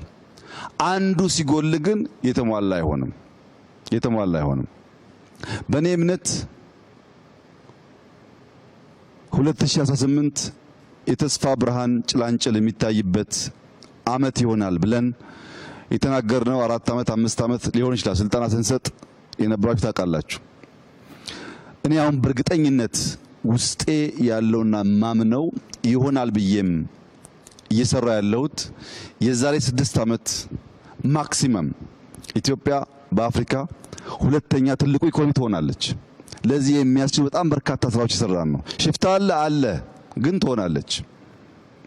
የዛሬ 10 ዓመት በአፍሪካ አንደኛ ኢኮኖሚ ትሆናለች። ምንም ጥርጥር የለውም። ይሄን የኔ ጸሎት ኤግዚት የምታደርጉ እድሜያችሁ ረዝሞ እንድታዩ፣ አሁን ደግሞ ኤግዚስት የምታደርጉ ልክ እንደ ትጉ ንብ እንድትሰሩ፣ ኢመርጅ የምታደርጉ ደግሞ አሁን ካለውም ካለፈውም ከታሪክም እንድትማሩ፣ ያን ደምረን ከሄን የበለጸገች ኢትዮጵያን እናያለን። በአንድነቷ በብልጽግናዋ በታሪካዊ ቦታዎቿ ተመልሳ መጎናጸፍ ለአፍታም መጠራጠር አያስፈልግም። ይሄ ለኢትዮጵያ የተከፈተ አዲስ ዘመን ስለሆነ ምንም ያቆመው ነገር የለም። ያ ነው የፈጠረው። ይሄንን ከኛ የሚያስፈልገው መንቃት ነው። በራስ ኢጎ ላይ መንቃት፣ በራስ እሳቤ ላይ መንቃት፣ በራስ ምልከታና እምነት ላይ መንቃት ነው። ብዙዎቻችን ትናንትና አስሮ ይዞናል። ከነቃንበትና ሌንጮ ቀደም እንዳለው ወደሚቀጥለው ሌየር ከተዘረጋን አትጠራጠሩ፣ የኢትዮጵያን ብልጽግና ከሞላ ጎደል በጋራ እናያለን።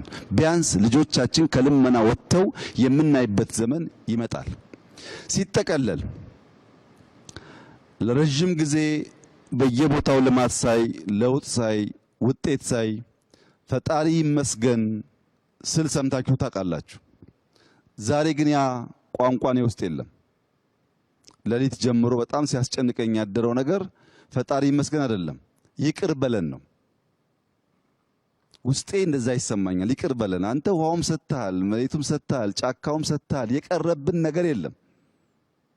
ይሄን ሁሉ ይዘን እኛንን ተስማምተን ተደማምጠን ማልማት ያልቻል ነው እና እባክህን ይቅር በለን። ተቆጥተ ደግሞ እንደዚያ ሰነፍ አርሶ አደር ማሳችንን ዝናብ እንዳይወስደው ምህረት ይብዛልን ብቻ ነው ጥያቄ ዛሬ። ምክንያቱም ለማመስገን ብቃቱ የለኝም። እዚህ ሁሉ ነገር ላይ ተኝቼ በሴፍቲኔት የሚኖር የሚራብ ህዝብ ዜጋ ሆኜ ፈጣሪ ይመስገን ይሄን ስለሰራን የምልበት ቋንቋ አንደበት የለኝም። ምህረት ብቻ ነው። ኢትዮጵያዊ ፈቅዶ ወዶ በገዛ ፈቃዱ ልመናን ጋብዞ እርዳታን ጋብዞ ችግርን ጋብዞ እጅና እግር አጣጥፎ የሚለምን ህዝብ መሆኑ ይቅር በለን ብቻ ነው የሚያስብለው። ሌላ ምንም ቋንቋ የለኝም። የሱ ምሕረት ከተገኘ እኛ ከተጋን ግን ውጤት ይመጣል። እዚህ ያላችሁ ሲኒየር አመራሮች፣ እዚህም የሌላችሁ ሲኒየር አመራሮች ፐርሰንቴጁ ይለያያል። አንዳንዶቻችሁ 5፣ አንዳንዶቻችሁ 3፣ አንዳንዶቻችሁ 10 ሊሆን ይችላል። ግን ሼር አላችሁ። በአሁን ትውልድ ውስጥ ሼር አላችሁ። ያ እንድታዩ የመጣችሁት ጠቅላችሁ አትውሰዱት። ቢኮዝ ብዙ ሚስ የተደረገ ነገር ስለነበረ ጠቅላችሁም አትተውት። የእናንተ ዘር ስላለ አሁን ያለውም ይሄን ይመን፣ የትናንትናውም ይሄን ይመን፣ የነገውም ይሄን ይመን። ካለ ጥርጥር ኢትዮጵያ ትውልድ ተቀባብሎ የሚያጽናት ሀገር ትሆናለች። በትግራይ፣ በአማራ፣ በኦሮሚያ አንዳንድ አካባቢ የምናያቸው ጉዳዮችም መልክ እየያዙ ይሄዳሉ። ኢትዮጵያ ውስጥ ዛሬ ልጠቅልል የሚለውም ኢትዮጵያን አላወቃትም፣ ልገንጠል የሚለውም ኢትዮጵያን አላወቃትም። መገንጠልም መጠቅለልም አይሰራም። መስማማት፣ በትብብር ሁሉም ያለውን ሀብት እያወጣ እንዲለማ አድርጎ መኖር ብቻ ነው የሚያዋጣው። ይሄን መገንዘብ አለመቻል ነው ችግር ያመጣብን። ለምሳሌ ልገንጠል ብሎ ከሰሜን እስከ ደቡብ የተደራጀ ፓርቲ አለ። ከነዚህ ውስጥ አንዱም ሀገሩን አያውቅም፣ ህዝቡን አያውቅም፣ ባህሉን አያውቅም። የነጻድቃን ቲፒኤልኤፍ ልገንጠል በሚልበት ሰዓት እርግጠኛ ሆኜ የምነግራችሁ እነዚህ ወጣቶች በዛ ዘመን ትግራይን ባህሉን በደንብ አያውቁትም። እልህና ቁጣ ነው ያላቸው እንጂ የበቃ እውቀት አልነበራቸውም። ኦነግ ቅድም ሌንጮ እንዳለው እንኳን ኦሮሚያን መገንጠል ቀርቶ የትውልድ ስፍራውን እንኳን በትክክል አያውቀውም። ባሌን አያውቅም። ሌላውም ነፃ አውጪ ይኸው ነው፣ የሶማሌውም የምናምኑም በትክክል ባህሉን አገሩን ሳያቅ ነው ነፃ ልውጣ ብሎ በጋራ መኖር ስንችል መከፋፈል ይሰበክ ነው ማለት ነው። ልጠቅልል ባዩም ዘመን አያውቅም። አሁን ባሌ ይጠቀለላል? አይጠቀለልም እኮ ብትፈልግም ባትፈልግም አይቻልም። አለፈ ያ ታሪክ። ከኋላ ጋር መታሰር አያስፈልግም። ትቶ ዛሬ መኖር ያስፈልጋል። ምን ጠቀልላለህ? እንኳን ልጠቀልለው አታውቀውም። ይህን ሰፊ ምድር፣ ይህን ሰፊ ህዝብ፣ ይህን ሰፊ ባህል ሰብስበህ አንድ ማድረግ አትችልም። ያለው ምርጫ ተከባብሮ ተደማምጦ ተጋግዞ ተካፍሎ በጋራ መኖር እንደሆነ ማመን ነው። ያ ሲሆን ሰላማችን፣ ልማታችን ይመጣል። የእናንተ ኮንሰርን ይገባኛል፣ የኔም ኮንሰርን ነው። እኔ ግን እንደዚያ ሰነፍ ገበሬ ቁጭ ብዬ እባክህን ዝናብ አዝንብ ከሚሉት ጎራ አይደለሁም። ዝናብ አዝንብ እያልኩ ቦይ እየቆፈርኩ የምጠብቀው በዚያ መንገድ ነው የኢትዮጵያ ችግር ተጠቅሎ ይጠፋል ብዬ የማምነው። ትንሽ 50 አካባቢ ደረሳችሁም እንድትቆዩ ጸሎቴ ነው። ያኔ ስንገናኝ በአፍሪካ አንደኛ ኢኮኖሚ የበለጸገች የማትቸገር የምትረዳ ኢትዮጵያን በጋራ እንደዚሁ ደግሞ እንወያያለን ብዬ ተስፋ አደርጋለሁ። እጅግ አድርጌ አመሰግናለሁ። በጣም ደስ ብሎኛል። ይሄ ባህል ይቀጥል፣ ይደግ፣ ይመንደግ ብቻ ነው ማለት የምፈልገው። በሌላ ጊዜ ደግሞ ስንገናኝ እንደዚሁ እንወያያለን። ስለነበረን ቆይታ እጅግ አድርጌ አመሰግናለሁ።